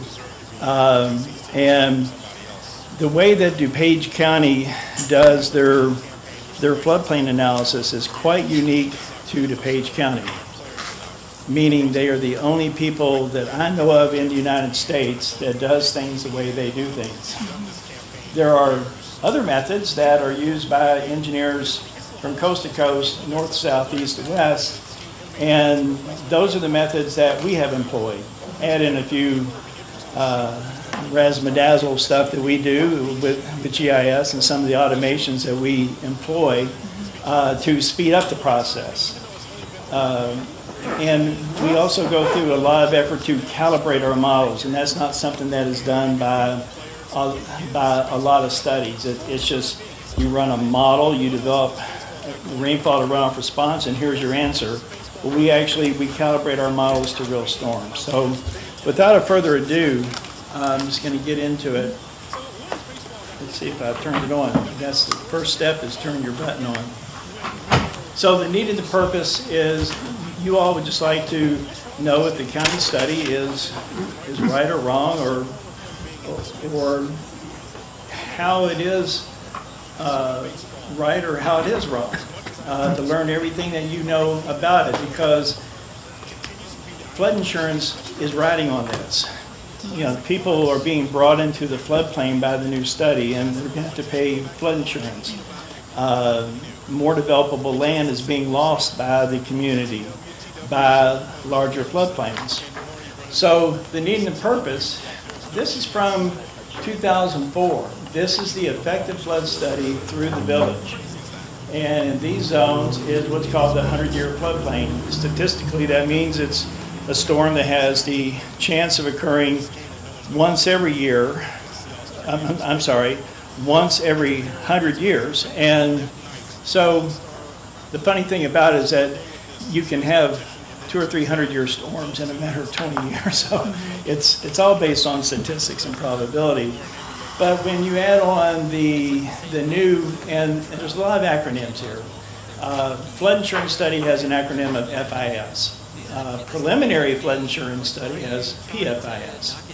Well, the PFIS that is being proposed by DuPage County adds quite a bit of floodplain to the village, particularly in this area from Harrison Street up to Jackson Street in this area, and as you get over in this area. So as you get closer to Salt Creek, the floodplain is increased quite a bit. And you go, well, how's it increased? What's happening? Well, the reason that it's happening is that the hydrology has increased. The amount of peak flow, or the amount of rainfall to runoff response, has increased. Node number 1, it's that little green dot right there. That's right before you get into Salt Creek. The flow increased from the county's proposed flood insurance study from 1382 to 966. Node 3 right there, it increased almost double. Well, that has a dramatic impact on this area. Node number 5, which sits right here, it increased some, about 20% or so. And actually on tributary 2, which is this number 8, the county's proposed flood study actually was reduced. The smaller the areas or the tributaries that you're looking at, you don't have as much opportunity to take into account the amount of losses and the amount of soil infiltration that you do in a larger sub-watershed. So the net result is that the flows increased with the new draft preliminary FIS. And with the flows increasing, you have from that to that. So that started our analysis, understanding that that was the facts of life. Well, we knew that this was going to be reviewed with a lot of eyeballs, a lot of scrutiny. And so the thing that we said is, all right, let's take the way that everybody does this, but let's use FEMA-approved type of methodologies, and let's just not build a model and compare our model to DuPage model, but let's look at a lot of anecdotal data and a lot of different analysis to prove overwhelmingly that the county's flows are too high. If their flows are too high, their floodplains are too big, the flood heights are too high. So in every one of the cases of our 4 distinctly different traditional methods, the county's preliminary flows were consistently higher. So our first analysis was called a flood frequency analysis. Fancy term for how often is a flood going to occur and at what interval. As I said, you can have a 100-year storm a couple of times in a month. It's just the way the statistics work. This is a part I'm going to go through very quickly because it's statistics and it's a lot of very high-end mathematics and statistics.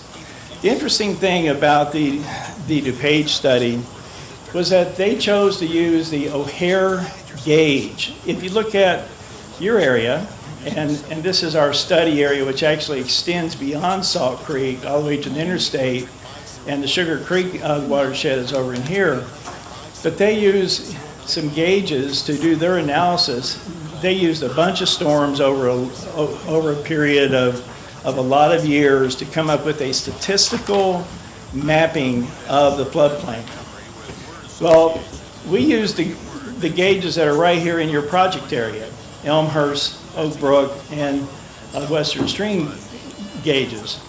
And then we did the fancy stuff, these statistics that I'm not going to bore you with. But the interesting point is, with all the trend lines and all the regression lines and all the things that I could bore you with, is that the PV stats, or the peak to volume statistical analysis 100-year storm with DuPage County at Western Springs is right here. Whereas ours, using the exact same data, is right here in the dashed line. We're clearly over 1,000 CFS, or cubic feet per second, less than the counties. The trend as we move upstream to Oak Brook, it's coming closer, but it's still, the counties is higher. At no point is it lower, and we did a lot of detailed statistics. I could go into this and talk for days, but it would put you all to sleep. And then as we get up to Elmhurst, statistically, these are about the same, but again, the county's answer is higher. We're using the same data. We're using the same statistics, the same period of record, the same storms. So why are theirs higher? We don't know. So in conclusion, with the statistical analysis, our flows are the 100-year peak flows, which is what the floodplains are based upon, are lower in every single case than the draft preliminary flood insurance study. Every single case is lower. And so that is one of the anecdotal elements that we're throwing into this report, saying, well, from a frequency analysis, you're certainly high. Now we get into the fun stuff, the hydraulic modeling. This is as fun as anything that anybody can do if you're into hydrology. It's where the rubber meets the road. We use a lot of advanced tools and a lot of advanced methods, but they're traditional methods in that they are used by consultants across the United States, north, south, east, and west. And we calibrated our models to 3 different storm events, 2008, 2010, 2011. We tried to calibrate in vain for almost a month the April storm of this spring, but the NEXRAD Doppler was corrupted. We could not get a data set from NEXRAD, from NOAA, that we could work with. And they're working on it. Eventually, we'll probably add that to this report. But we have 3 storms that we have pictures from, high water marks from. I'll get into that. But essentially, for a hydraulic study, this is the Sugar Creek, this is the watershed.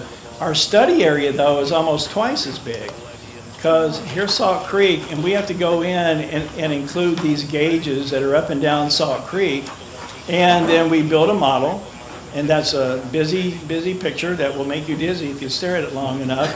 But those are subbasins, and with these subbasins, you put in a lot of parameters that are gonna dictate what the rainfall to runoff response is, how much water absorbs, how much water runs off. We incorporate land use, we overlay land use with soil texture, the type of soils that you have. We use a physics-based model as opposed to an empirical-based statistical model that the county's using. We go into a lot of detail with the soils. I'm not going to quote all these factors, although I do like to talk about the wetting front suction head and the saturated hydraulic conductivity. The bottom line is these parameters we all calibrate. That is based on the gauge responses that we're seeing in Salt Creek. So we adjust those parameters to make our model where it will simulate the exact same storm that occurs time and time again. So we're not just throwing out a bunch of statistics and saying, here's your flood elevation. We're saying we've adjusted our infiltration, because the great thing about Green and Amped, the methodology, it's been around for almost 100 years. It's physics-based, it's Darcy's Law. finite difference formulation, if you want me to impress you with my math knowledge. But the thing it allows you to do is it allows the soil to have a moisture content, and as a rain wave occurs, you'll fill up. But then as it dies down for a couple hours, the water level comes down based on the porosity of the soil, the pore distribution index, all these parameters, and we know how much is available to absorb more water. Well, that's why we're showing that less water is running off and becoming part of your floodplains, is that it's actually being retained by the soil. We're not saying that you're still not going to flood, but we're saying that you're not going to flood as much as what's being presented by the county. And so you have 4 types of soils that we calibrated with our model. Not going to go into the details there. This is to make you dizzy now. Page County up here, we use NexRad Doppler radar to ground truth the raw radar data that comes from NOAA, the National Oceanographic Agency, that we plug into our models real data that's coming from the sky, and then we do statistical analysis on the ground gauge information so that we make the entire watersheds absolutely provide a perfect corrected grid of rainfall mass being fed into our model. That's about as technical as I'm going to get on this stuff. But just know that you're inside this blue line, and what is inside this blue is that you're capturing all the storm events that are low-lying. The NexRad has a tilt angle, and the further away that you get from these stations, the less accurate your data gets. You are right in the middle of very accurate NexRad Doppler radar. So again, we go back to our gauges, we ran our NexRad, and the thing that you want to look at is most storm events are run a single event storm. We're running our storm events for months at a time in order to get the antecedent or the moisture content in the soil before the rain started. And then the thing that you want to look at is the correlation of how the storm is occurring. And we have a very good correlation. Sometimes at the peak, things happen with the gauge. A log will flow downstream and bump the gauge or whatever. But for the 2008 storm, the 2010 storm, the 2011 storm, very good correlation, very good volume. The volume is the area under the curve, and that is what is going to affect your floodplain volume and your peak flows.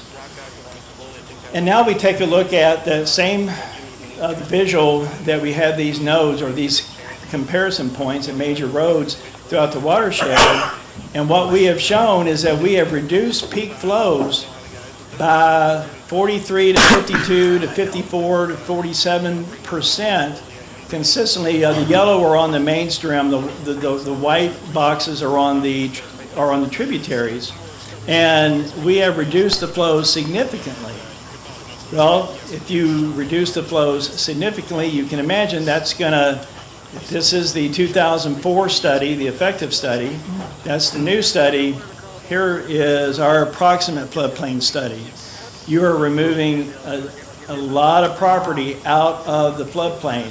Now, this is based on approximate hydraulic modeling. A detailed hydraulic model would have to be built to support this. The model that we use has enough hydraulics in it to give us pretty close answers, but not close enough to meet the scrutiny of a FEMA review. But we're not going to be off by much. But we are reducing the floodplain coverage by about 50% to 60% in this area. Well, that is significant. That is flood insurance not being paid. That's a lot that can be developed. There's a number of things that are occurring here that are positive about having a very accurate floodplain. So our third analysis is a USGS urbanized regression equation analysis. Well, here's some formulas for all of you to remember. Regression equations are based on a lot of mathematics and a lot of statistics from a lot of PhDs from the United States Geological Survey, and these are 2-year storm, 5-year storm, 10-year, through 500-year storms. And all these parameters mean something, basin storage, slope, and so but regression analysis is a FEMA-approved type methodology. It is used by every DOT, Department of Transportation, in the United States for sizing culverts. And so we thought, well, let's take a regression analysis and see what happens. Well, for the regression analysis to work, you have to have a drainage area of a little over a square mile, so we could only achieve that twice in the Sugar Creek area or watershed. But the draft study by the county was 1,382 CFS. The regression equation was 850. Our study was even less than that, 786. The other point, 0.5, the draft study is 795, the regression analysis is 432. Our study was a little bit more, but the point is that in both cases, they are significantly higher than a regression analysis. Regression equations are notoriously conservative because the way that they're built, that they build in a lot of conservatism. So case number 3 is that anecdotally, the county study is higher than the regression analysis too. And just from a exceedance standpoint, a 500-year storm, 100-year storm, all the way around, the flows by the preliminary FIS by the county is higher than the regression equations, is higher than our equations. Then our last study is a high water mark analysis, and this is from the 2013 storm. So we were able to use some data from the 2013 storm. It wasn't the NexRad, but it was actually some survey work that we received from Mr. Giskelis. And what high water marks mean is where did the flood actually rise to in that particular reach? And you can go out and survey these high water marks, these debris lines, and we stake them off. There's a stake right there if you can see it. And sometimes folks would put a piece of tape on a building and say, here was our high water mark for that storm. Well, understanding what time that occurred, all our models are done in time steps so that we know exactly what time our models are done and what flow should be being produced by the models. We can calibrate our models to high water marks. So we looked at 2 different comparisons. At the wet weather flow treatment facility, they had 9.36 inches in the April 2013 storm. Well, if you look at the Bible for what is a 100-year storm in the United States, it's Noah Atlas 14, Volume 2. They say a 100-year storm in this area is 7.36 inches. That's almost 2 inches more than a 100-year storm. Lower bound, upper bound, I don't want to bore you with these statistics. The other source of information for what's a 100-year storm in Illinois is a state water survey, Bulletin 71. They say it's 7.5 inches. No big deal. We're still much greater than that. We also took a look, to be fair, at the USGS Salt Creek gauge at Elmhurst. And in that, they only recorded 7.42 inches. It's a little bit of ways from the treatment facility's gauge, but still, it's more than a 100-year storm by what is considered to be untouchable information from NOAA 14. It's a little bit less than the Bulletin 71, but for all intents and purposes, with all that data, the April 13 storm was greater than a 100-year event. Well, every high water mark survey that we picked up was actually the preliminary flood insurance study was greater than every high water mark that we picked up, from 0.8 feet to 6.6 feet. So if it represents a 100-year storm, as it's supposed to, and we've got a storm that's greater than a 100-year, and yet every one of our high water marks, is lower than the county study, then we think that is anecdotal information also to be added to this report that says your study's high. Your flows are high, your elevations are high. We use a different set of methodologies, but they're all tried and true and they're physically based. You know, there's no arguing that, well, you didn't take the Lugbrog mean of this standard deviation of this upper bounds. It's like, no, we took high water marks and we surveyed them, and they were actually lower than what you predicted. So next steps is we produce that report that I had a copy of, that you have all had a chance to read and just really just love it. I know. It has currently been submitted to DuPage County for their review. And DuPage County, ever since this process has begun this year, has been more than cooperative with the village and with us. Christine Klepp has done a spectacular job in getting us a lot of data, because when they said, if you could let us know how much information you need, we'll try to get it for you. Well, we gave her pages of requests, and she fulfilled every request that we had for data, and I have to give her props. She did a wonderful job. And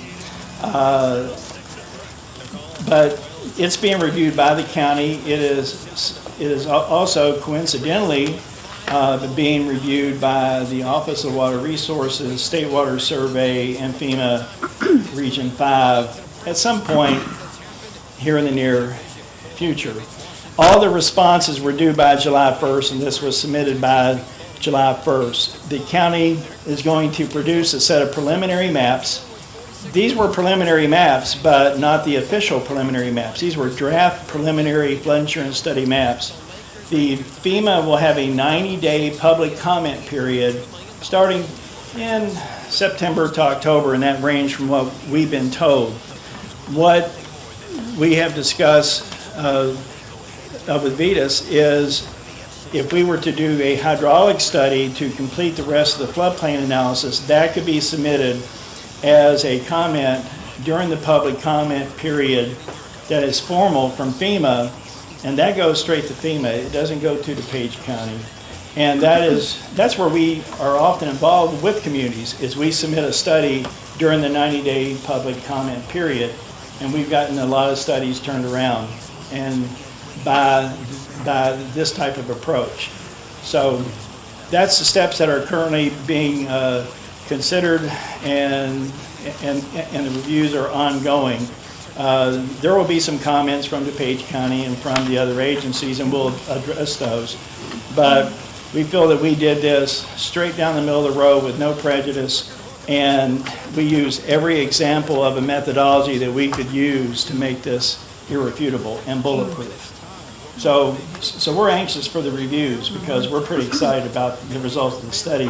We knocked the flows down by over half, and that's going to change your floodplains dramatically. Any questions? Yeah, we'll turn on the lights, and we sure know how to party around here, don't we? My Yeah, goodness. I mean, is this exciting stuff or what? Wow! Water. A lot of water talk tonight. Phew, okay. Manager King, any questions and comments from the public, first of all? Is there any public comment? Anybody, yeah, well, we still have some folks from the public that are hanging in there with us, so. Okay. Any questions and comments from the board? Manager Keener, did you have anything you wanted to mention? Actually, yeah, thank you, Your Honor. I'd like to thank Manhard. I think it's a very well put together study. Thank you. And very persuasive. And I hope FEMA reads it very carefully and ultimately reduces the floodplain areas. So. Any other questions? That's what we're hoping for. Yeah. I have a really quick question. Sure. It's just Trustee for my own Wagner. information. So recreational canoeists and kayakers look at the USGS gauges to see water levels. Would it be beneficial to have a gauge on Sugar Creek? We would love to have a gauge on Sugar Creek. It would keep us from having to do all of our analysis on the gauges on Salt Creek and then interpolate the results for Sugar Creek.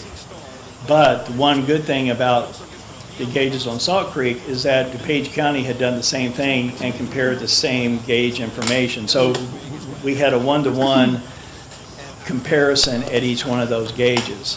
But a gauge on Sugar Creek would be well worth the money.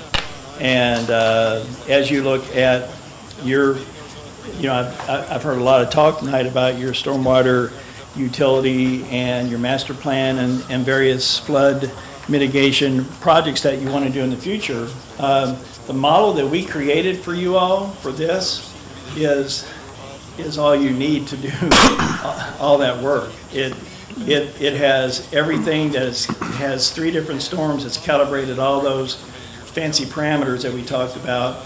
And so it is the perfect master planning model. If you want to run a what if scenario of what if we increase the size of Bluffton Pond and we increase this pipe here, we increase this ditch size here, what's that going to do to us downstream? Because oftentimes you may fix one area, but you're moving the problem downstream. Well, this model will do that.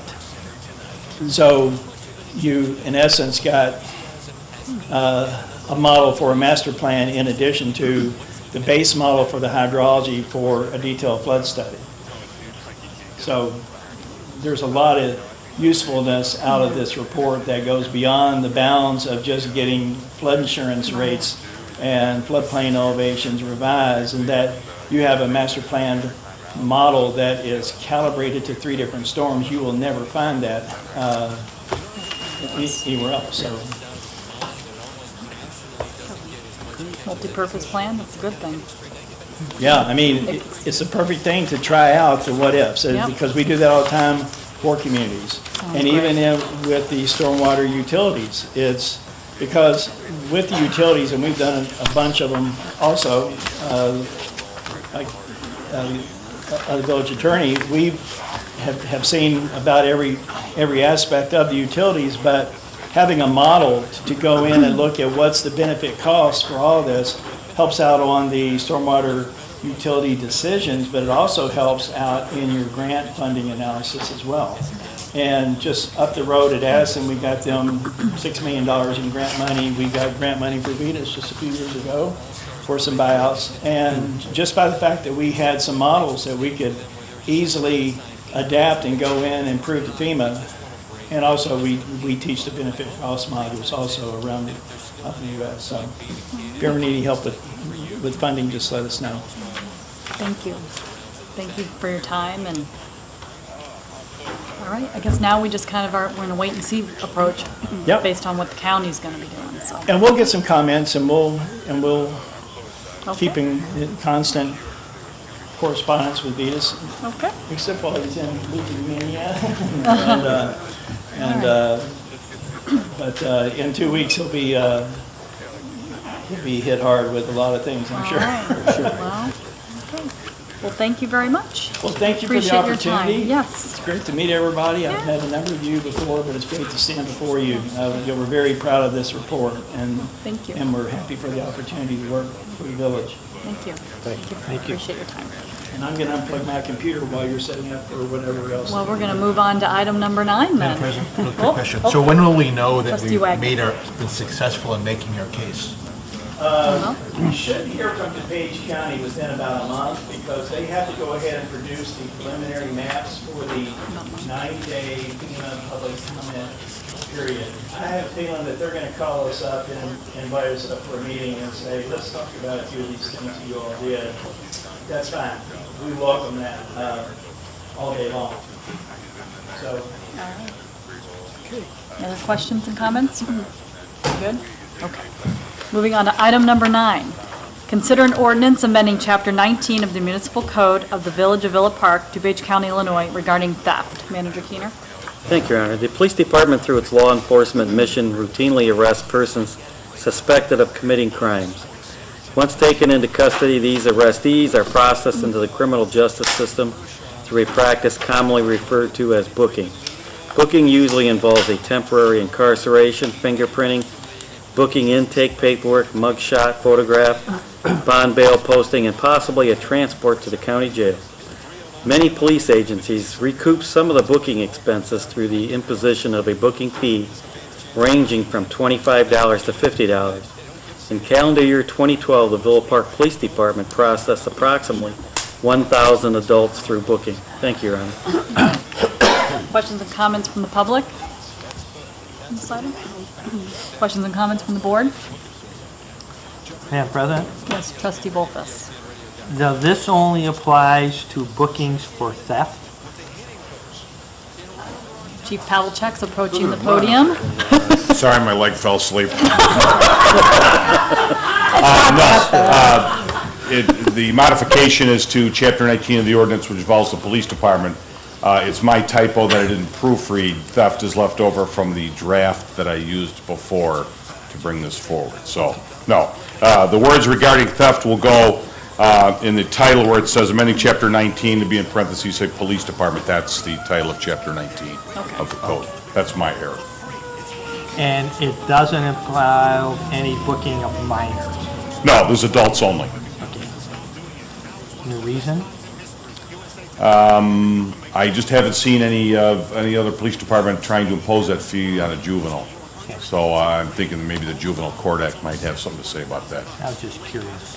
Yeah. Okay. Thank you. Other questions and comments from the board? I just have a really quick one. The range is 20, legs moving now. Shake a leg. The range is 25 to 50 bucks. Do we know what it's I tossed it out for the input from the board. I thought maybe about 30 bucks someplace in the middle of the road, take it out for a spin, see how it runs. The proposal in your ordinance is 30. 30? Okay. Yeah, you got the highlights. That was a draft ordinance that I copied from another municipality. Madam President, doesn't generally these fees that we set have to be just to cover our expenses? $30 doesn't cover our expenses. That's my question. So, I mean, if you wanted to go to 50, you could. 25 to 50 is the norm, is that your? I see that in municipalities in the area, yes. But you are right, and to book someone is quite expensive. You tell me what you'd like it to be. That's why I We want brought to it make to sure the... we cover our costs, so. As long as Can't charge whatever the law allows $150. us to Right, cover. whatever the law allows us to cover. No one could Cover our afford what it really expenses. costs. Yeah, true. So consensus, yeah. Any other questions and comments from the board? Why can't we charge 150? Trustee Ayello. Now, let's talk about that.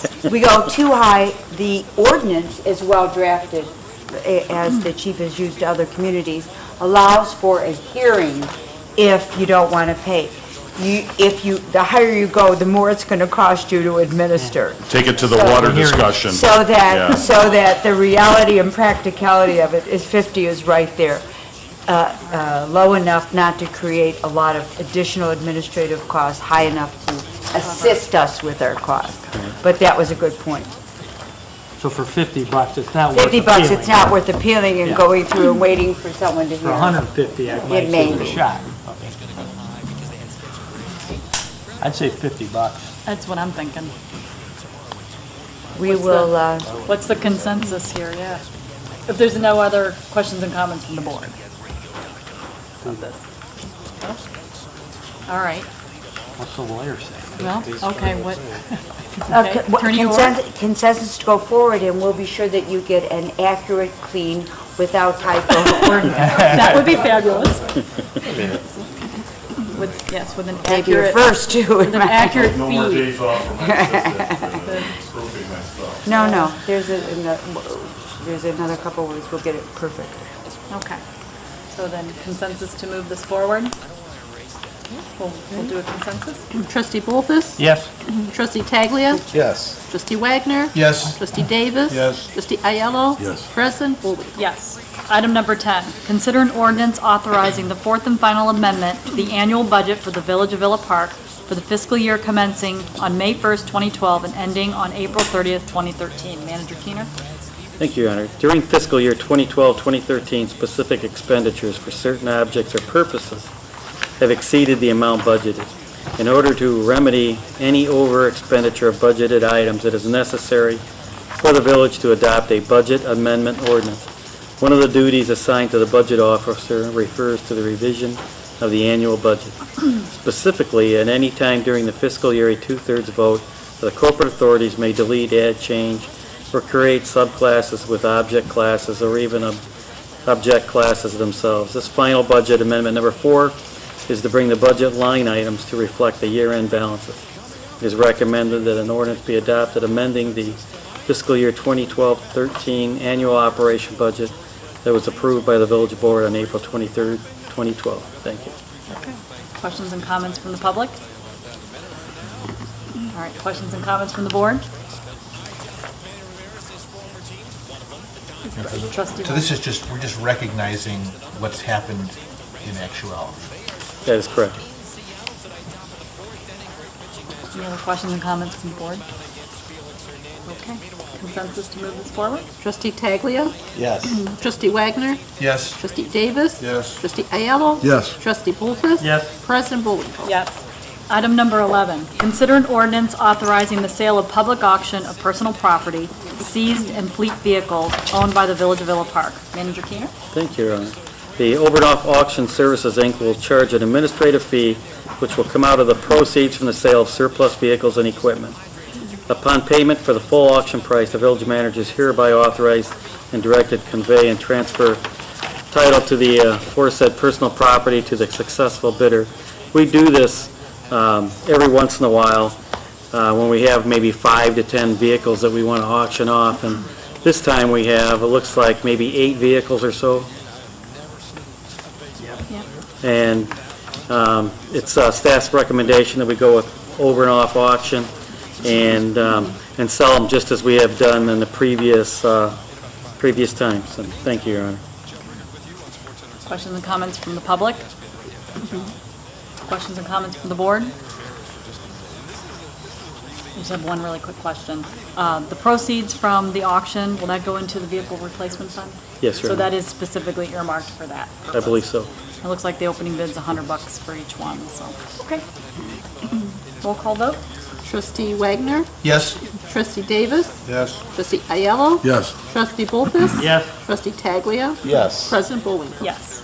Item number 12, consider a resolution authorizing a contract with Globe Construction for the 2013 Sidewalk Improvement Program. Manager Keener? Thank you, Your Honor. The village has a program for the replacement of substandard sidewalks. The village pays half the cost of replacing sidewalks that qualify for the program. The residents pay the other half of the cost. The Public Works Engineering Division prepared the specifications for this project. Public bid proposals were opened and read aloud on June 11, 2013. 8 contractors requested bid specifications and 5 submitted bids. The lowest responsible bid was received from Globe Construction of Addison, Illinois, in the amount of $71,600. Thank you, Your Honor. Thank you. Questions and comments from the public? Questions and comments from the board? I just have one really quick one. This is the reintroduction basically of our 50/50 sidewalk replacement program, right? So Yes, it is, Your Honor. this was as a result of a number of residents inquiring about this program and wanting it to come back, so that's that. All right. Roll call vote? Trustee Davis. Yes. Trustee Ayello. Yes. Trustee Bolfus. Yes. Trustee Taglia. Yes. Trustee Wagner. Yes. President Bullwinkle. Yes. Item number 13, consider resolution approving an agreement for audit services between the Village of Villa Park and Lauterbach and Amen LLP. Manager Keener? Thank you, Your Honor. In order to facilitate continuity and reduce costs, it is recommended that the services of the current auditing firm of Lauterbach and Amen be extended to include the next 3 fiscal years, 2013-14, 2014-15, and 2015-16. This will guarantee substantial cost savings to the village over these 3 years, since the increase of the agreement is approximately 2% per year as compared to the prior firm of Wolf & Company, which would have been approximately $15,000 per year in higher costs. Lauterbach and Amen have extensive knowledge of the Village of Villa Park, its staff, and its financial practices, and have always been extremely helpful whenever the need arises. Thank you, Your Honor. Questions and comments from the public? Questions and comments from the board? Roll call vote? No quick Oh, minute. I'm sorry. So, Trustee Wagner. our plan is to use them for the next 3 years, and then we're going to possibly go out and search for another audit firm. I just know that it's sometimes good to switch audit firms because various reasons. Thank you, Your Honor. That's correct. Use them for the next 3 years and probably go out to bid and see where they fall. Any questions and comments from the board? You good? Okay, roll call vote. Excuse me, Trustee Davis. Yes. Trustee Ayello. Yes. Trustee Bullfuss? Yes. Trustee Taglia? Yes. Trustee Wagner? Yes. President Bullwinkle? Yes. Item number 14, consider a resolution approving an assignment and assumption agreement. Manager Keener? Thank you, Your Honor. The village has been asked to approve the assignment and assumption agreement for the transfer of the Ovaltine redevelopment project from Lincoln Ovaltine Courts LP to Smart Market Fund Holdings LLC. It's been, thank you. It's been talked about for the last few weeks that Ovaltine has been purchased by another entity, and this is just part of the process of transferring the redevelopment project from Lincoln to Smart Market Growth Holdings. Thank you, Your Honor. Questions and comments from the public? You want to approach the podium? State your name for the record. Greg Hesser, 640 South Michigan Avenue. I'm just wondering, we recently did a redevelopment of that area of Villa Avenue, and I'm just wondering, what kind of funds are in that TIF fund there? The TIF fund has minimal funds. It was committed in the redevelopment that's being assigned. We anticipate being able to pay off our obligations under the redevelopment agreement in the next 2.5 years, and so then we will be able to have a report for you if there's any funds left and what the village can, under the law, designate them for. Okay. It's my understanding, and then correct me if I'm wrong, that just the east side of Villa Avenue is in the TIF district, and that the west side of that section of Villa is not in the TIF district? I'm not sure if that's... I don't know. It's been mentioned, I just want clarification. I believe a portion, and correct me if I'm wrong, Director Jiskowitz, but I believe a portion of Villa is within the TIF district, but not all of Villa, because the Ovaltine TIF does not stretch the full length of Villa. The villa between Wildwood and I would say about Central would be in. Both sides of the street, east and west? No, not both sides. So the west side of Villa is not in It's that? primarily the Ovaltine property itself, plus a few more properties. Is there any thought to redrawing that TIF district? Yes. We are studying it very diligently as you ask your question. Do we have any answers? No, but we'll share them with you as soon as we come up with Going them. down that street though, so to speak. That would make a lot of sense. All right, thank you. All right, thanks, Greg. Anybody else from the public? Okay, questions and comments from the board? Madam President, Okay, Trustee Ayala. does the ordinance cover our cost for having to approve this by ordinance? Pardon me? Does the ordinance Do we that cover we're our costs passing with the TIF funds? Yes. covering our cost of having to approve this assignment? Yes, it's separately billed. Yes, I've had to put a lot of hours on the assignment because it's changing buyer-seller's dates, and that comes out of the TIF fund, which is the routine fund, and paid for separately. Well, actually, no. And then Director Yee contacted them and is going to bill them over and above what our TIF funds are. I stand corrected. So they will be paying for it. Madam President, Yes, Trustee Bullfuss. didn't we just do something like this a month or two back? Interesting that you would say, yes, we did it, and if you read the resolution, it repeals what we did because the entity that's purchasing it was revised. So it's a different one, different It's new a buy. different, yes, they And created... may change that again? I don't think so. I think now, it's supposed to close, we have to do this tonight, it's supposed to close within 7 days. Okay, so it's a different But entity. yes, but they construct these LLCs to hold that. Okay, Great memory, sir. top of my head. I better watch it. No stories for that, Trustee Ray. He remembers. Any other questions or comments from the board? Are we good? Okay, roll call vote. Trustee Ayala? Yes. Trustee Bullfuss? Yes. Trustee Taglia? Yes. Trustee Wagner? Yes. Trustee Davis? Yes. President Bullwinkle? Yes. Item number 15, consider a resolution That's of... the same one. We just considered. Oh, did One we? was Oh. the note. Okay. One was the note and one is the actual agreement. Okay. So that, Okay, yeah. all right, then Thank you. we'll move on to item number 16 then. We're moving along. Trying to Advance to bill listing. A and B, questions and comments from the board on the advance of bill listing, items A and B, under item number 16. Questions and comments from the public? Okay. Roll call vote. Trustee Tagliam? Yes. Trustee Wagner? Yes. Trustee Davis? Yes. Trustee Ayello? Yes. Trustee Bolfus? Yes. President Bullwinkle? Yes. Okay, we will convene to the formal agenda. Yes. Yes. Okay. Item number 1 on the formal agenda, Village President's Report. I will make this as quick as possible. I asked for just a couple quick updates from Manager Keener. In regards, the first item is Jackson Jefferson Ball Field dugout status. Staff's been working really hard on that, so put an item in his weekly report, and I'd like to talk about that just for a second. Thank you, Your Honor. During the week of July 22nd, staff will be at Jefferson Ball Fields installing dugouts. We're going to start with one dugout as a prototype and then move it forward to the other ball fields on Jefferson and then move it to Jackson as well. And we have purchased poles that will be installed into the ground on the ball field near the benches, etc. We also have purchased metal roofing, the same colors as the school colors. And so it'll be metal roofing at an angle, obviously, for the rain to run off. They will not be enclosed, the dugouts. They'll be open dugouts, but the dugouts will provide shelter from the sun and from the rain and from fly balls. And so it'd be very nice. First time ever. Thank you, Your Honor.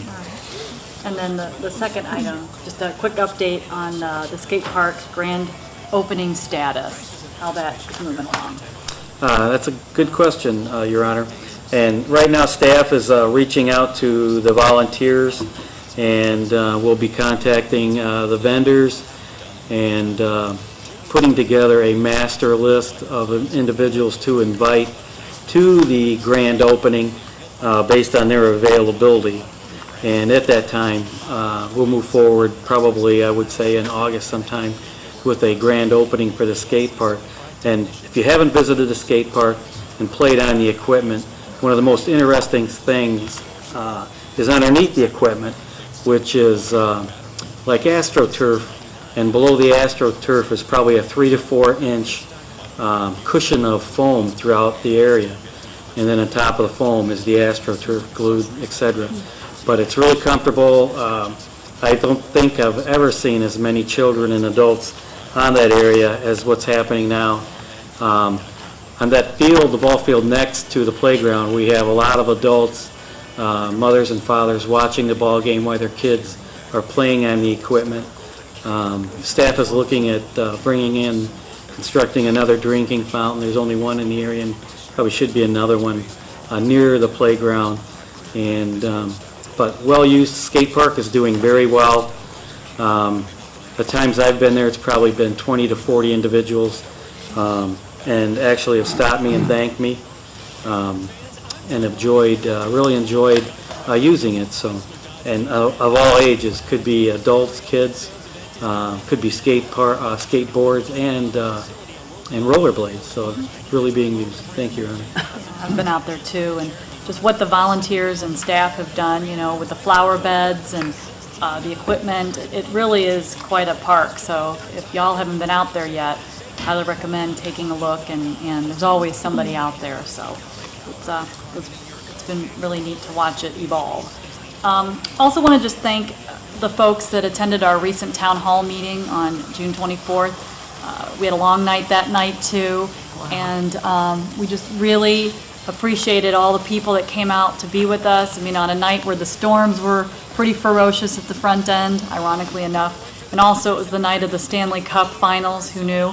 When we put this date on the calendar, that it would all collide into one night. But we had a good, fair number of folks that attended the meeting with us. We're going to do more town hall meetings. This meeting was all about the pictures that we've talked about a lot tonight: the water, the sewer, the street conditions, and just getting more public comment and engagement from the public about that. So as we move forward, stay tuned. We're going to do more town hall meetings. So I just appreciate all the feedback that I've received to that effect. Also wanted to just let everybody know that there's an effort underway to possibly establish a community grocery store co-op in our area called the Prairie Food Co-op. The co-op would be driven by members of the community who would have an ownership stake in this particular grocery co-op. Kind of an interesting, fun concept. And it would also support locally grown food, support our local farmers. It's a real exciting project that's percolating. And currently, right now, there's a community feasibility survey that's being conducted to gauge the level of interest to bring a co-op of this nature to our area. And the Prairie Food Co-op is sponsoring this particular opportunity. And if there's any residents out there who are interested in learning more about this co-op or participating in this community survey, please visit their website, the Prairie Food Co-op website at www.prairiefood.coop. prairiefood.coop. And it'll give you all that information, but we really would like some community feedback on that. Also, just a few community events that are coming up that are timely. We're going to do a Metro cleanup on Saturday, July 20th. Starts at 9 a.m. and will go whenever we finish. This is sponsored by the Environmental Concerns Commission. Trustee Wagner might have a little more to say about this a little bit later, but if anybody's interested in meeting up with us, join us there at 9 o'clock, and we're going to roll up our sleeves and clean up the Metro Station area. Also, the Men's Garden Club of Villa Park, they're having their annual garden walk on Sunday, July 21st from 10 a.m. to 3 p.m. It's rain or shine. It's a free event. There's several Villa Park gardens that are going to be featured during this walk. The event is sponsored by Pioneer Garden Feed, Cherokee Rose Embroidery, and Simon's Restaurant, 3 local businesses from Villa Park. So they're putting a lot of time and effort into putting this garden walk together with our Men's Garden Club. So flyers are going to be available at all 3 of these locations. If not already, they'll be there shortly. But for more information on this particular event, visit the Men's Garden Club's website at www.homegardening.org. We also have our annual Villa Park Community Bike Ride coming up on Saturday, August 3rd. It's hard to believe, but August is going to be here before we know it. It'll begin and end at the gazebo at Ardmore Central. Begins at 8 a.m., goes until about noon. It's very casual. You can come and go as you see fit. It's a family-friendly event. It's free, and we're registering folks now as we speak. And for more information, there's a lot of information. We have a lot of sponsors and a lot of folks that are involved with this. Call Jenny Casal in Parks and Rec at 630-834-8525, or visit the village website at invillapark.com, and there will be a link, if it's not there already, on the homepage under headlines that will tell you a little bit more about our bike ride. It's our 5th annual already, so coming really fast and furious. And then also, just wanted to mention that with everything that's been going on in our village, all the events, all the projects, all the town hall meetings, commission meetings, you name it, whatever's going on in Villa Park, I've spoken to the manager, and we're working on putting together a community master calendar where all of these events and things that we talk about will be centrally located in one document, if you will. It'll be a master calendar.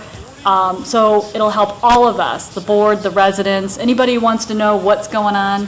We can go to this one particular location, one portal, if you will, so we're all on the same page.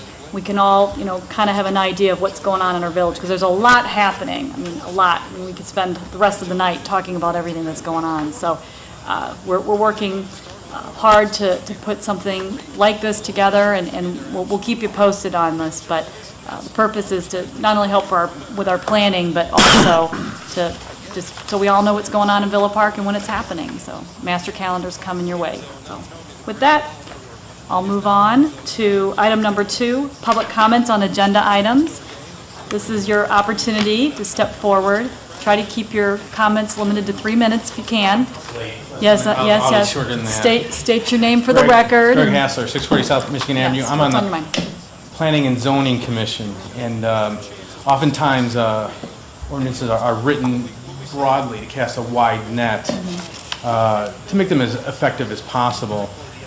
Sometimes this leads to some hardships, unintended, and the Chamber of Commerce came in front of us and demonstrated one of those classic hardship situations. That's item number 4 is what I'm speaking to right now, and it is in that spirit of that classic hardship that the Planning and Zoning Board voted unanimously to recommend a change to the text of the sign regulations in Villa Park. And I guess I can say I speak for the board because we voted unanimously that we ask that you see it our way and vote in favor of this change. Thank you very much. Any other questions or comments from the public on agenda items? Yes. Do you have anything? This is public comments on agenda items. Non-agenda items is coming up later on. Okay. Okay, just want to make sure. Okay. There aren't any other comments? Then we'll move on to item number 3, consent agenda. This is A through C, minutes from village board meeting for June 24th, 2013. Minutes from village COW for June 24th, 2013. Approved bill listing dated July 8th, 2013 in the amount of $393,627.33. Can I have a motion on the consent agenda? Madam President. Trustee Aiello? Move to approve the consent agenda. Do I have a second? Madam President? Trustee Taglia? I'll second. Okay, questions and comments from the board? Okay, Clerk Kornecki, could you please call the roll?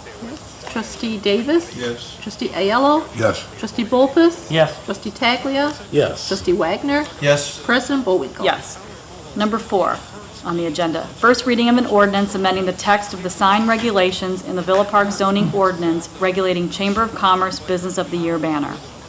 Annually, the Villa Park Chamber of Commerce Business of the Year award is given to a local business, and this text amendment would allow them to display a banner that announces the distinction.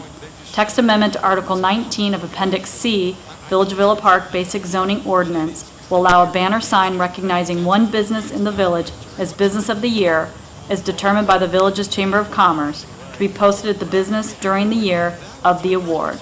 Staff requests that the village president and board of trustees approve this ordinance. Can I have a motion on item number 4? Madam President, Trustee Wagner. I'd like to make that motion. Okay, do I have a second? Madam President? Trustee Taglia. I'll second the motion. Okay. Questions and comments from the board? Roll call vote. Trustee Aiello? Yes. Trustee Bolfus? Yes. Trustee Taglia? Yes. Trustee Wagner? Yes. Trustee Davis? Yes. President Bullwinkle? Yes. Motion passes. Item number 5, second reading of an ordinance amending the Villa Park zoning ordinance by adding a transit-oriented overlay district in an area surrounding the village's commuter railroad station. The proposed amendment would provide a set of development guidelines for developers of property around the train station area. Rather than requiring a planned unit development process, which can take a significant amount of time, this amendment will provide development guidelines that, if met, would only require a building permit. Following a public hearing on this amendment, the Planning and Zoning Commission unanimously recommended approval of a text amendment creating a TOD overlay district surrounding the existing train station on Ardmore Avenue. Staff requests that the village president and board of trustees approve an ordinance which changes the various text amendments of Appendix C of the Village of Villa Park Code. Can I have a motion on item number 5? Madam President, Trustee Wagner? I'd like to make that motion. Do I have a second? Madam President? Trustee Bolfus? Second. Questions and comments from the board? Just one. Trustee Aiello? How does this affect the Golden Spike development over there? Andrew Keener or? Is this across the street, or is Golden Spike included in this? Golden Spike is a PUD which has already been approved, so Right. this would not affect them. It's my understanding. Does the map include the property or not? The map does include the property, It does? yeah. Okay. Staff want to add anything to that, or if there is anything to add? Any more clarification? Good? Two. Okay. All right. Any other questions and comments from the board? Roll call vote. Trustee Bolfus? Yes. Trustee Taglia? Yes. Trustee Wagner? Yes. Trustee Davis? Yes. Trustee Aiello? No. President Bullwinkle? Yes. Item number 6, first and final reading of an ordinance authorizing the sale by public auction of personal property seized in fleet vehicles owned by the Village of Villa Park. These are the vehicles we listed earlier. There's 8 of them. Unless anybody wants me to read them all, I will ask for a motion on item number 6. Madam President, Yes, Trustee Aiello. move for first reading of, Okay. first and final reading. Do I have a second? Madam President, Okay, trustee Wagner? second that motion. Okay, questions and comments from the board? Okay, roll call vote? Trustee Taglia. Yes. Trustee Wagner. Yes. Trustee Davis. Yes. Trustee Ayello. Yes. Trustee Bolfus. Yes. President Bullwinkle. Yes. Item number 7, first and final reading of an ordinance authorizing the fourth and final amendment to the annual budget for the Village of Villa Park for the fiscal year commencing on May 1st, 2012, and ending on April 30th, 2013. During fiscal year 2012-2013, specific expenditures for certain objects or purposes have exceeded the annual amount budgeted. In order to remedy any overexpenditure of budgeted amounts, it is necessary for the village to adopt a budget amendment ordinance. This final budget amendment number 4 is to bring the budget line items to reflect the year-end balances. It is recommended that an ordinance be adopted amending the fiscal year 2012-2013 annual operation budget that was approved by the village board on April 23rd, 2012. I have a motion on item number 7. Madam President, Trustee Davis, make a motion. I have a second. Madam President, Trustee Aiello, second. questions and comments from the board? Roll call vote, please. Trustee Wagner. Yes. Trustee Davis. Yes. Trustee Ayello. Yes. Trustee Bolfus. Yes. Trustee Taglia. Yes. President Bullwinkle. Yes. Item number 8, resolution approving the purchase of a new fire department ambulance from Foster Coach Sales Incorporated. The cost of the ambulance will be $182,028 and will be purchased from Foster Coach in Sterling, Illinois. A credit of $10,500 is being offered for the trade-in of Medic 983, as well as a prepayment discount of $3,590. The village's intent is to finance the amount of $167,938 through a lease purchase contract. Staff is requesting the village board approve the purchase of the new ambulance to replace Medic 983 due to extensive mechanical deficiencies. Manager Keener, is there anything in particular you wanted to mention? Thumbing through some papers there, so we'll give you a chance before we Thank you, Your Honor. I think go to motions. 983, ambulance 983, I think we've talked about that quite a bit, how I consider it a lemon, and I think staff considers it a lemon, and how much money we've spent on it. But during the town hall meeting and the preceding board meeting, we discussed how Foster Coach in Sterling would allow the village to attempt to sell Medic 983 prior to taking possession of the new ambulance. And Chief Rakosnik and myself discussed this, and so Chief Rakosnik had Medic 983 appraised, and the appraisal came back better than what we thought, actually, and I'm looking for the... So we were thinking 10,500, right? Right. The appraisal comes back maybe as high as, looks like 30,000. Better than Okay. 10.5. So, Your Honor and Board, what we'd like to do is use B&P apparatus out of Aurora, just as we did with the fire truck that we sold. Use B&P apparatus to try to sell Medic 983 for a greater amount of greater than 10,500, which I thought was on the low end. And then if we were to have somebody purchase that, then we still have the International, another backup ambulance, but at least our new ambulance would be being constructed if approved this evening, and then we'd use the extra funds to buy down the loan. Thank you, Your Honor. I have a motion on item number 8. Madam President, Trustee Davis. make a motion. Second? Do I have a second? Madam President, Trustee second. Bolfus? Okay, questions and comments from the board? Now that we have this little extra information? Okay, roll call vote. Trustee Davis. Yes. Trustee Ayello. Yes. Trustee Bolfus. Yes. Trustee Taglia. Yes. Trustee Wagner. Yes. President Bullwinkle. Yes. Item number 9, resolution authorizing acceptance of proposal from IMS Infrastructure Management Services for the pavement condition evaluation of selected village streets. It is proposed to use a laser road surface tester, RST, to provide an objective evaluation of roughness, rut depth, cracking, and texture of approximately 98 lane miles of streets within the village of Villa Park. In addition, a Dynaflex machine will be used to perform a non-destructive structural analysis of pavement base and subgrade sections. All data will be transferred to the village's database. The total cost of the proposed work is $36,759. Funds will be taken from the Street Improvement Fund. Motion on item number 9. Madam President, Trustee Bolfus. make a motion for the resolution. Do we have a second? Madam President. Trustee Ayala. Second. Questions and comments from the board? Madam President, just really Trustee quickly. Wagner. I mentioned this last time when this item came up. Is there any way that we could ask IMS if they would just include this laser analysis of our parking lots as well, since it's a relatively small, area? Manager Keener, you want to answer that? Thank you, Aaron. Yes. Yes, I will do that tomorrow. No problem. Any other questions and comments from the board? Roll call vote, please. Trustee Davis? Yes. Trustee Ayello? Yes. Trustee Bolfus? Yes. Trustee Taglia? Yes. Trustee Wagner? Yes. President Bullwinkle? Yes. Item number 10, resolution approving assignment and assumption agreement. The village has been asked to approve the assignment and assumption agreement for the transfer of the Ovaltine redevelopment project from Lincoln Ovaltine Courts LP to Smart Market Fund Holdings LLC. Have a motion on item number 10? Madam President, Trustee Taglia. I'll move for item 10. You have a second? Madam President. Trustee Davis? Second. Questions and comments from the board? Madam President? Yes, I'm gonna Trustee ask a question. Bolfus. Yes, Did please. anybody check out this outfit? What kind of landlords are they? What other properties do they have, and how are they maintained? What kind of tenants do they get in?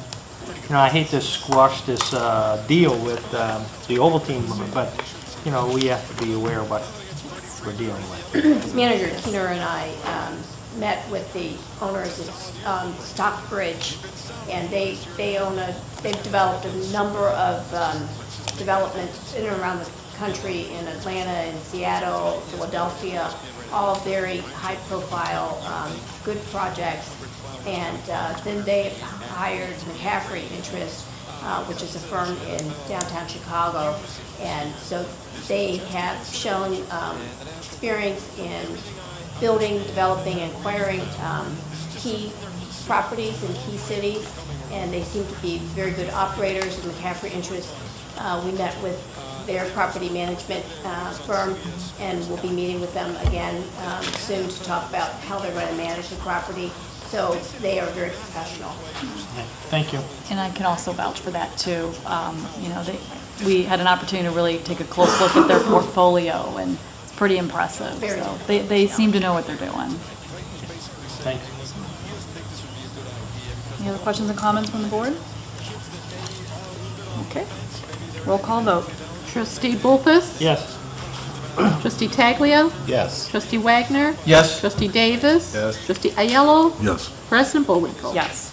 Item number 11, resolution approving an assignment, We don't need them. yeah, we've got just double. It's a note, so Okay. no, it is a separate document, so you do need to take a vote. Okay. Okay. One's the agreement and one's the note. Okay. Okay. Item number 11, resolution approving an assignment and assumption agreement.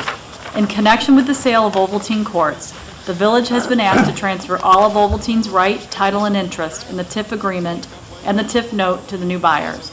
Pursuant to the resolutions, the assignment and the assumption of the agreement and the note are approved. I have a motion on item 11. Madam President, Trustee Taglia, do I'll move for the resolution. I have a second? Madam President? Trustee Bolfus. Second. Questions and comments from the board? Trustee Ayala. Why didn't we vote on this a minute ago? Right away? Why didn't we vote on this 20 minutes ago? COW? In the COW, yeah. Can't. The COW is not a legal meeting. But we voted on 11, but not 12. No, we didn't vote on either one. We just discussed it and moved it to the formal Okay. during the COW. And we did that for both? Yeah, Okay, I must have missed it. no. Deal. Okay. Any other questions and comments from the board? Okay. Roll call vote. Trustee Bolfus? Yes. Trustee Taglia? Yes. Trustee Wagner? Yes. Trustee Davis? Yes. Trustee Ayello? Yes. President Bullwinkle? Yes. Item number 12, village clerk's report. Clerk Kornecki, you have anything for us tonight? I do. All right. I almost hate to say it, but I do. This Wednesday is Concerts on the Prairie Path. This is the Kiwanis 35th year of having the concerts in the park, along with the partnering with Villa Park Parks and Recreation Department. And this sign actually on the road over the street, an artboard is not correct. There will be 4 concerts. The one on the 10th, which is traditionally the first one is always Willowbrook High School, and they share it. The second half will be Steve Justman. You might have heard him at the library. He was there for a special. Then there will also be the 17th, 24th, and 31st. So we just want to make that correction. And there will be more details, you know, on the Kiwanis site, and also we will be passing out some beautiful flyers. So please come out. I hope the weather agrees with us. Thank you. Thank you. Item number 13, unfinished business, none. Item number 14, new business, none. Item 15, public comments on non-agenda items. If there's anybody in the public, I know you hung. Let's see who. Well, we've got a couple people, so you hung in there with us. So if you can stick with 3 minutes, but state your name for the record and. Scott Shepard. And please sign in. Yes, please sign in. Okay. Need your autograph there. Thanks for hanging in there with us.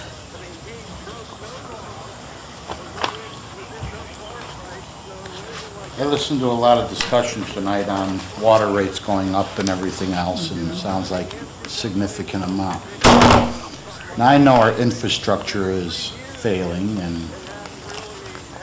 but I wasn't allowed to ask some questions. You guys were talking about some people being charged more, some people charged less. Now, I just got connected to the storm sewer this year.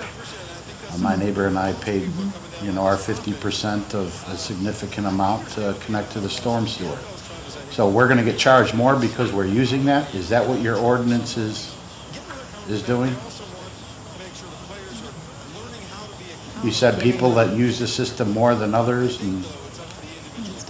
Storm, do you want me to answer? Sure. Yeah. Go ahead. No, this is a fee to enable the village to deal with storm water runoff. And the larger your property, if you develop it, for example, if you have a turnabout driveway or a major driveway, you have created a major impervious area to your lot, so that it would be, you would be more of a hazard to create additional stormwater. Well, with residences, everyone is assuming that everyone's lot is about the same size. However, there is a difference when it comes to commercial properties because of their parking lots, that they have created tremendous areas. You can see by more than half of the entire geographical area of this village is covered by commercial entities which have created impervious areas. Therefore, there's no place for the water to go. With regard to residents, everyone, the village is assuming everyone's home covers about the same area, because you can't get down to inches here. Okay, So because... everyone's going to be charged the same thing. If you're a resident, if you're a business, you will be charged by the area that you're covering. Okay, because even though I got a big backyard, the reason we put in the drainage assistance was because it wasn't impervious. Or it was. Water sat back there. Okay. Next thing, I mean, you know, when you start looking at all these fees, you know, we get a $4 per bill administration fee. Where does that go? To the administration. Well, yeah. Yeah, that's the short answer. So what's it used for? What's it used for? It covers envelopes, it covers some postage, it covers salaries, and things of that nature. Okay. $118,000 a year? It costs that much to mail things out, print those cards up, and pay somebody? Absolutely. Now, in the rate study, you could take a look rate study, let's be. But they, I mean, I can't understand labor being, It's not labor though. You're talking about mailing. So it's postage, it's the envelopes, and not the envelopes, but it's the postage and yeah, I wish you things put of it in that an nature. envelope, trust me. Doesn't get lost, right? But there are, I think there's close to 7,000 water accounts. Yeah, And- 7,400 they said. Right, so it's done on a quarterly basis, so, yeah, I mean, that's a lot of work, and it's a lot of postage, and it's a lot of stationery, it's a lot of ink, it's everything. But who prints the bills? Yeah. Okay. We print the bills, and you got a computer that collects all that data, right? Because mine's electric, nobody's ever read my meter. Right? How do you collect the numbers for how much water people use? It's, Director Jitskalis, you want to go through it? The majority of the village, the meters are hooked directly to your telephone line, and the meter wakes up and calls it in via 800 number. Those that are not on telephone either have a touchpad, so they're manually taken, or they have a radio transmitter that somebody drives by and collects it wirelessly. Okay. So that's done electronically. I hear a lot in here, oh, it covers our cost, it covers our cost. I can't see where $118,000 for somebody to spend a day making these, you know, collecting the data and running a billing program that spits out all these things. It's not $118,000, it's just what, the village, it doesn't cost the village that much. It's just for their coffers. I hear a lot about permits over the years. Oh, it covers our cost. If you go get a permit for a roof, it doesn't cost them $30 to fill out, you know, one person to fill out an okay on a permit. You know, it's just a fee. That's all it is. It just goes into our coffers. And now I'm hearing another fee from the police officer, excuse me, Chief Pavelchek, the police chief, about a booking fee. From what I see, everybody they arrest is going to get charged $30. Is that whether they're guilty or not? Just because they booked them?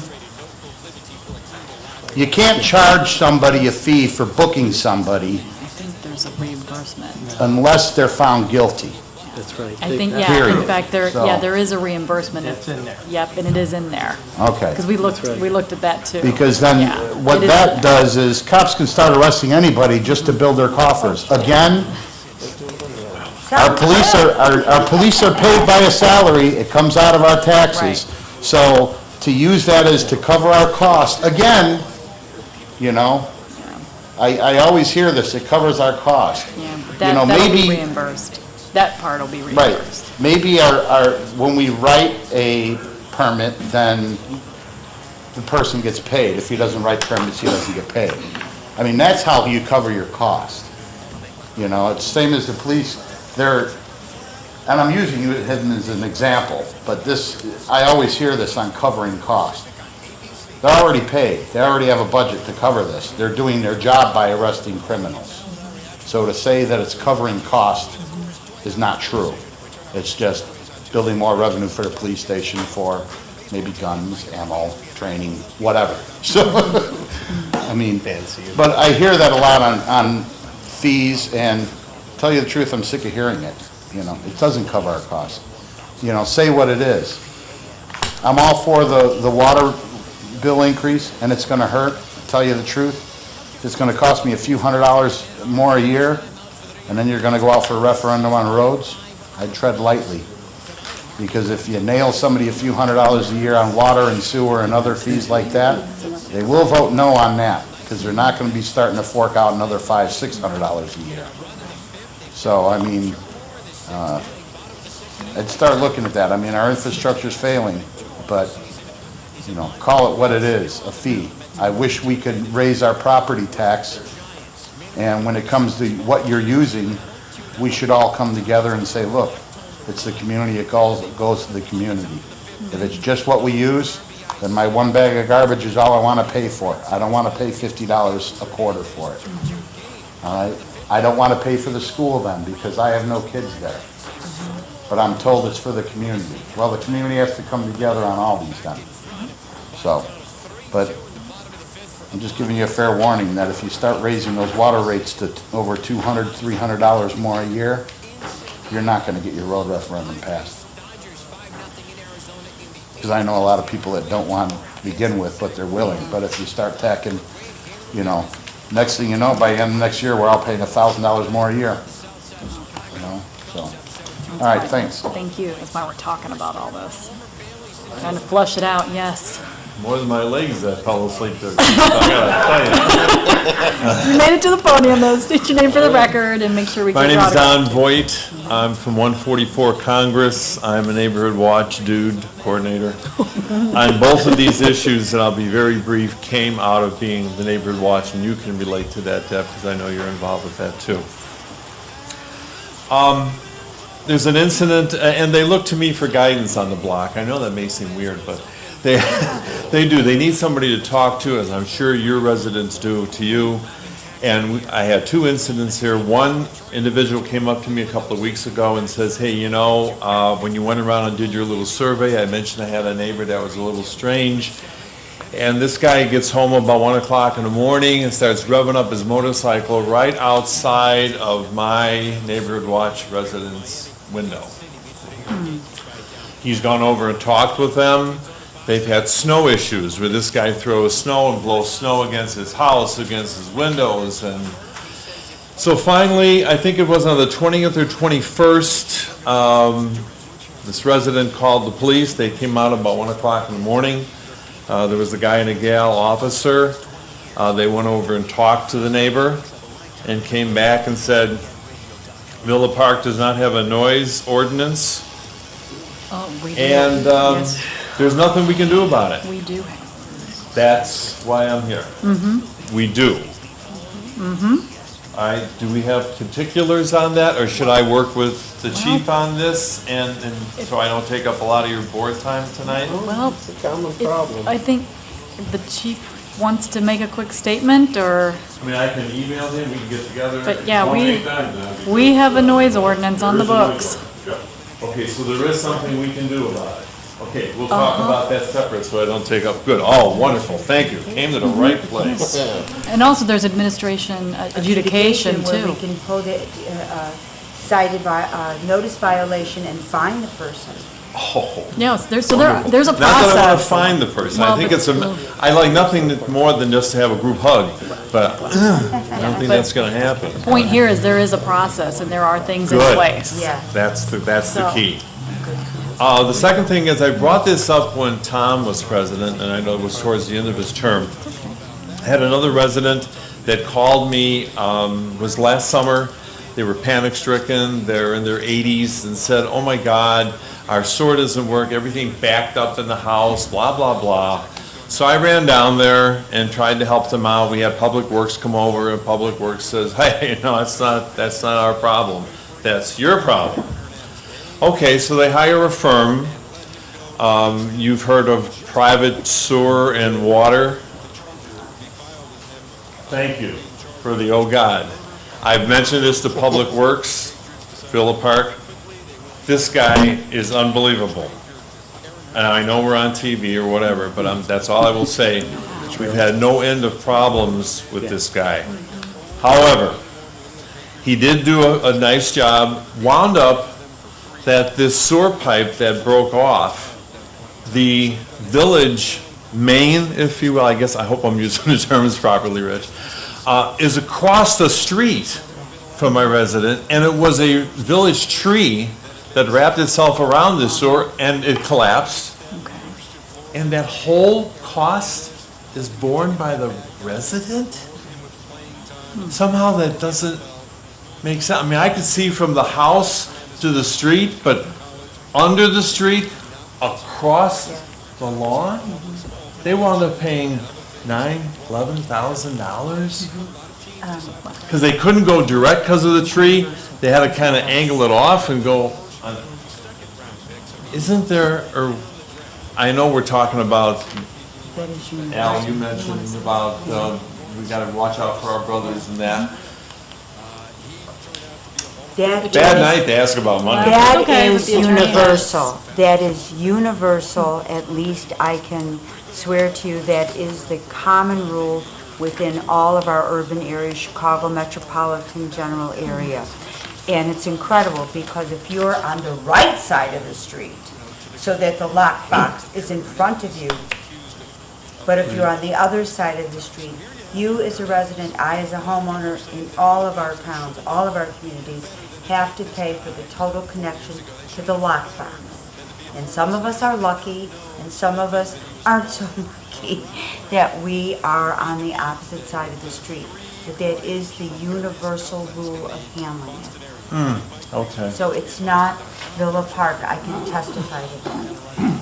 okay, that was the other thing. Yeah, wish I could have a better answer. I will sign in. Thank you very much, I Okay. appreciate it. Thanks for hanging in with You us. bet. Anybody else? No, you No. agree with me, I'm No. sure. Yeah, I think we're good, Vetus. Yep, okay, thank you. Okay. There are no other public comments and non-agenda items. We'll move on to item number 16, Village Manager's Report.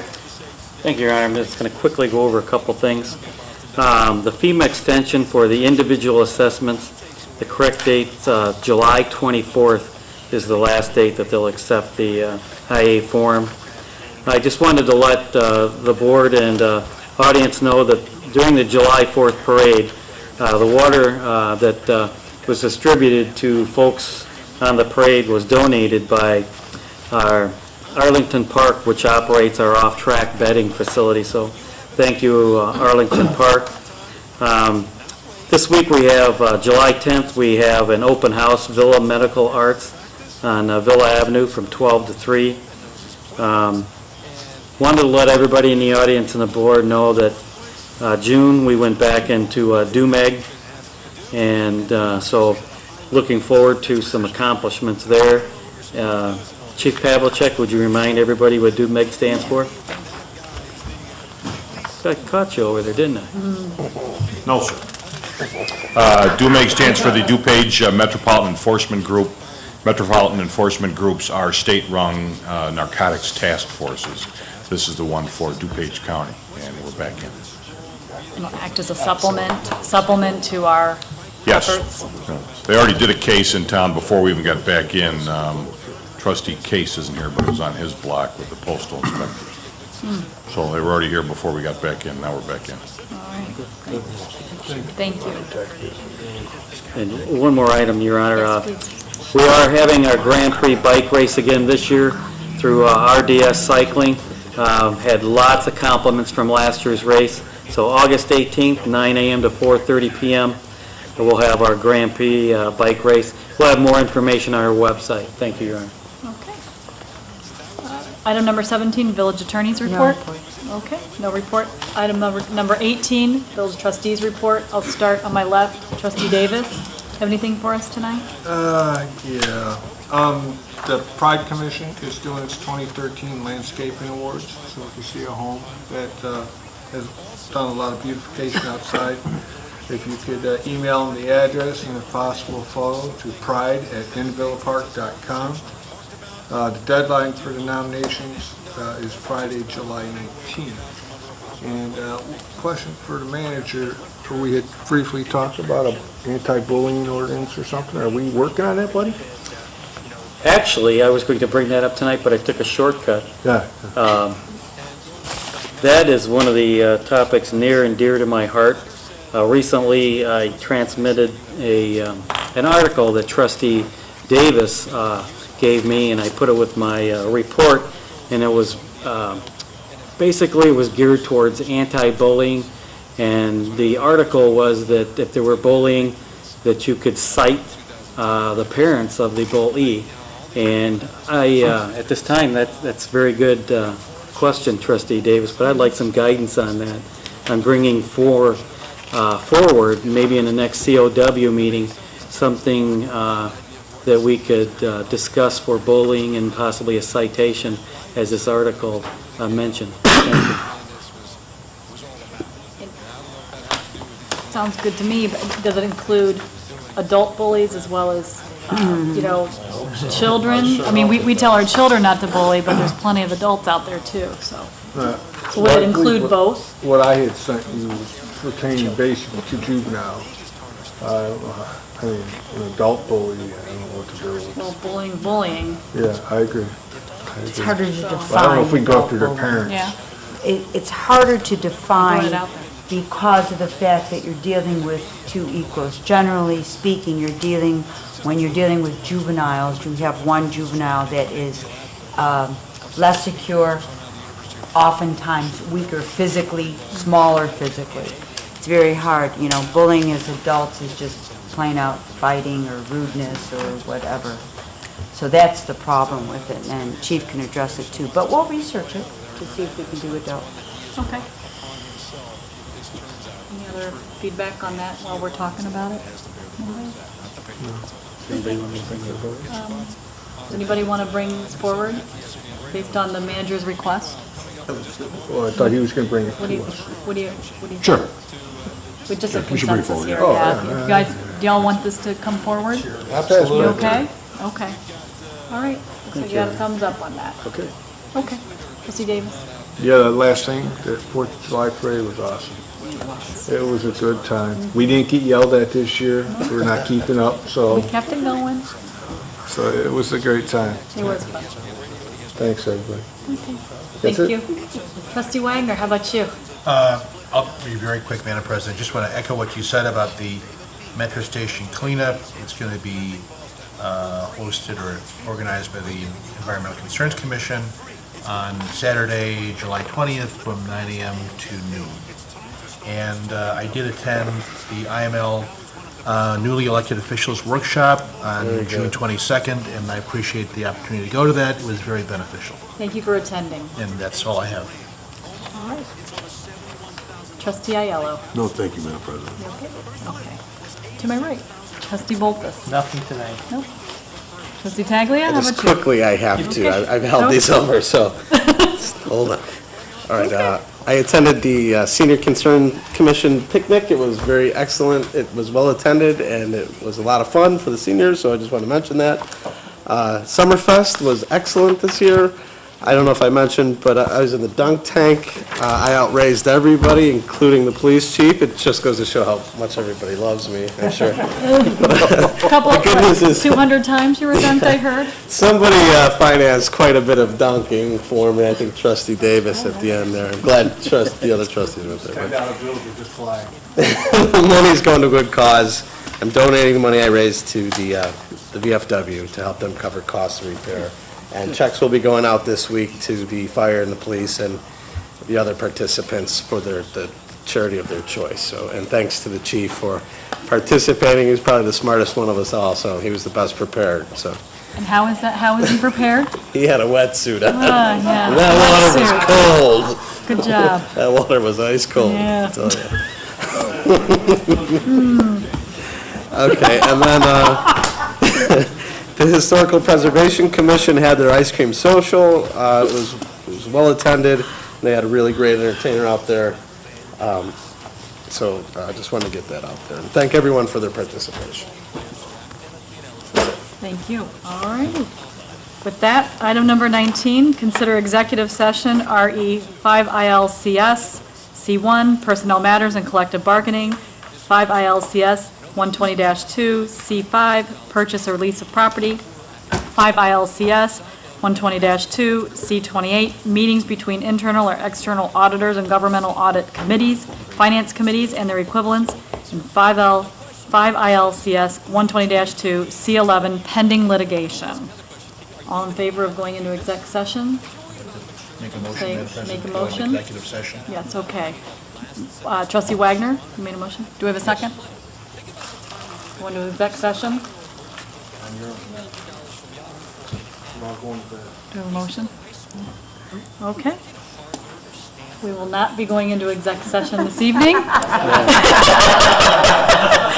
It is really late. So with that, I'm going to ask for a motion for adjournment then. Item number 20. Okay, who's going to arm wrestle for this? Make a motion to adjourn. Okay, trustee Bolfus, do we have a second? Okay. Trustee Davis? I'll second that. Okay. All in favor, I'm gonna say that. All in favor, say aye. Aye. Okay. All right, this meeting is adjourned. Our next meeting will be on Monday, July 22nd, at 7:30 here at Village Hall. We will not have our workshop meeting next week, July 15th. The workshop meeting's been canceled. We'll see everybody back here on July 22nd.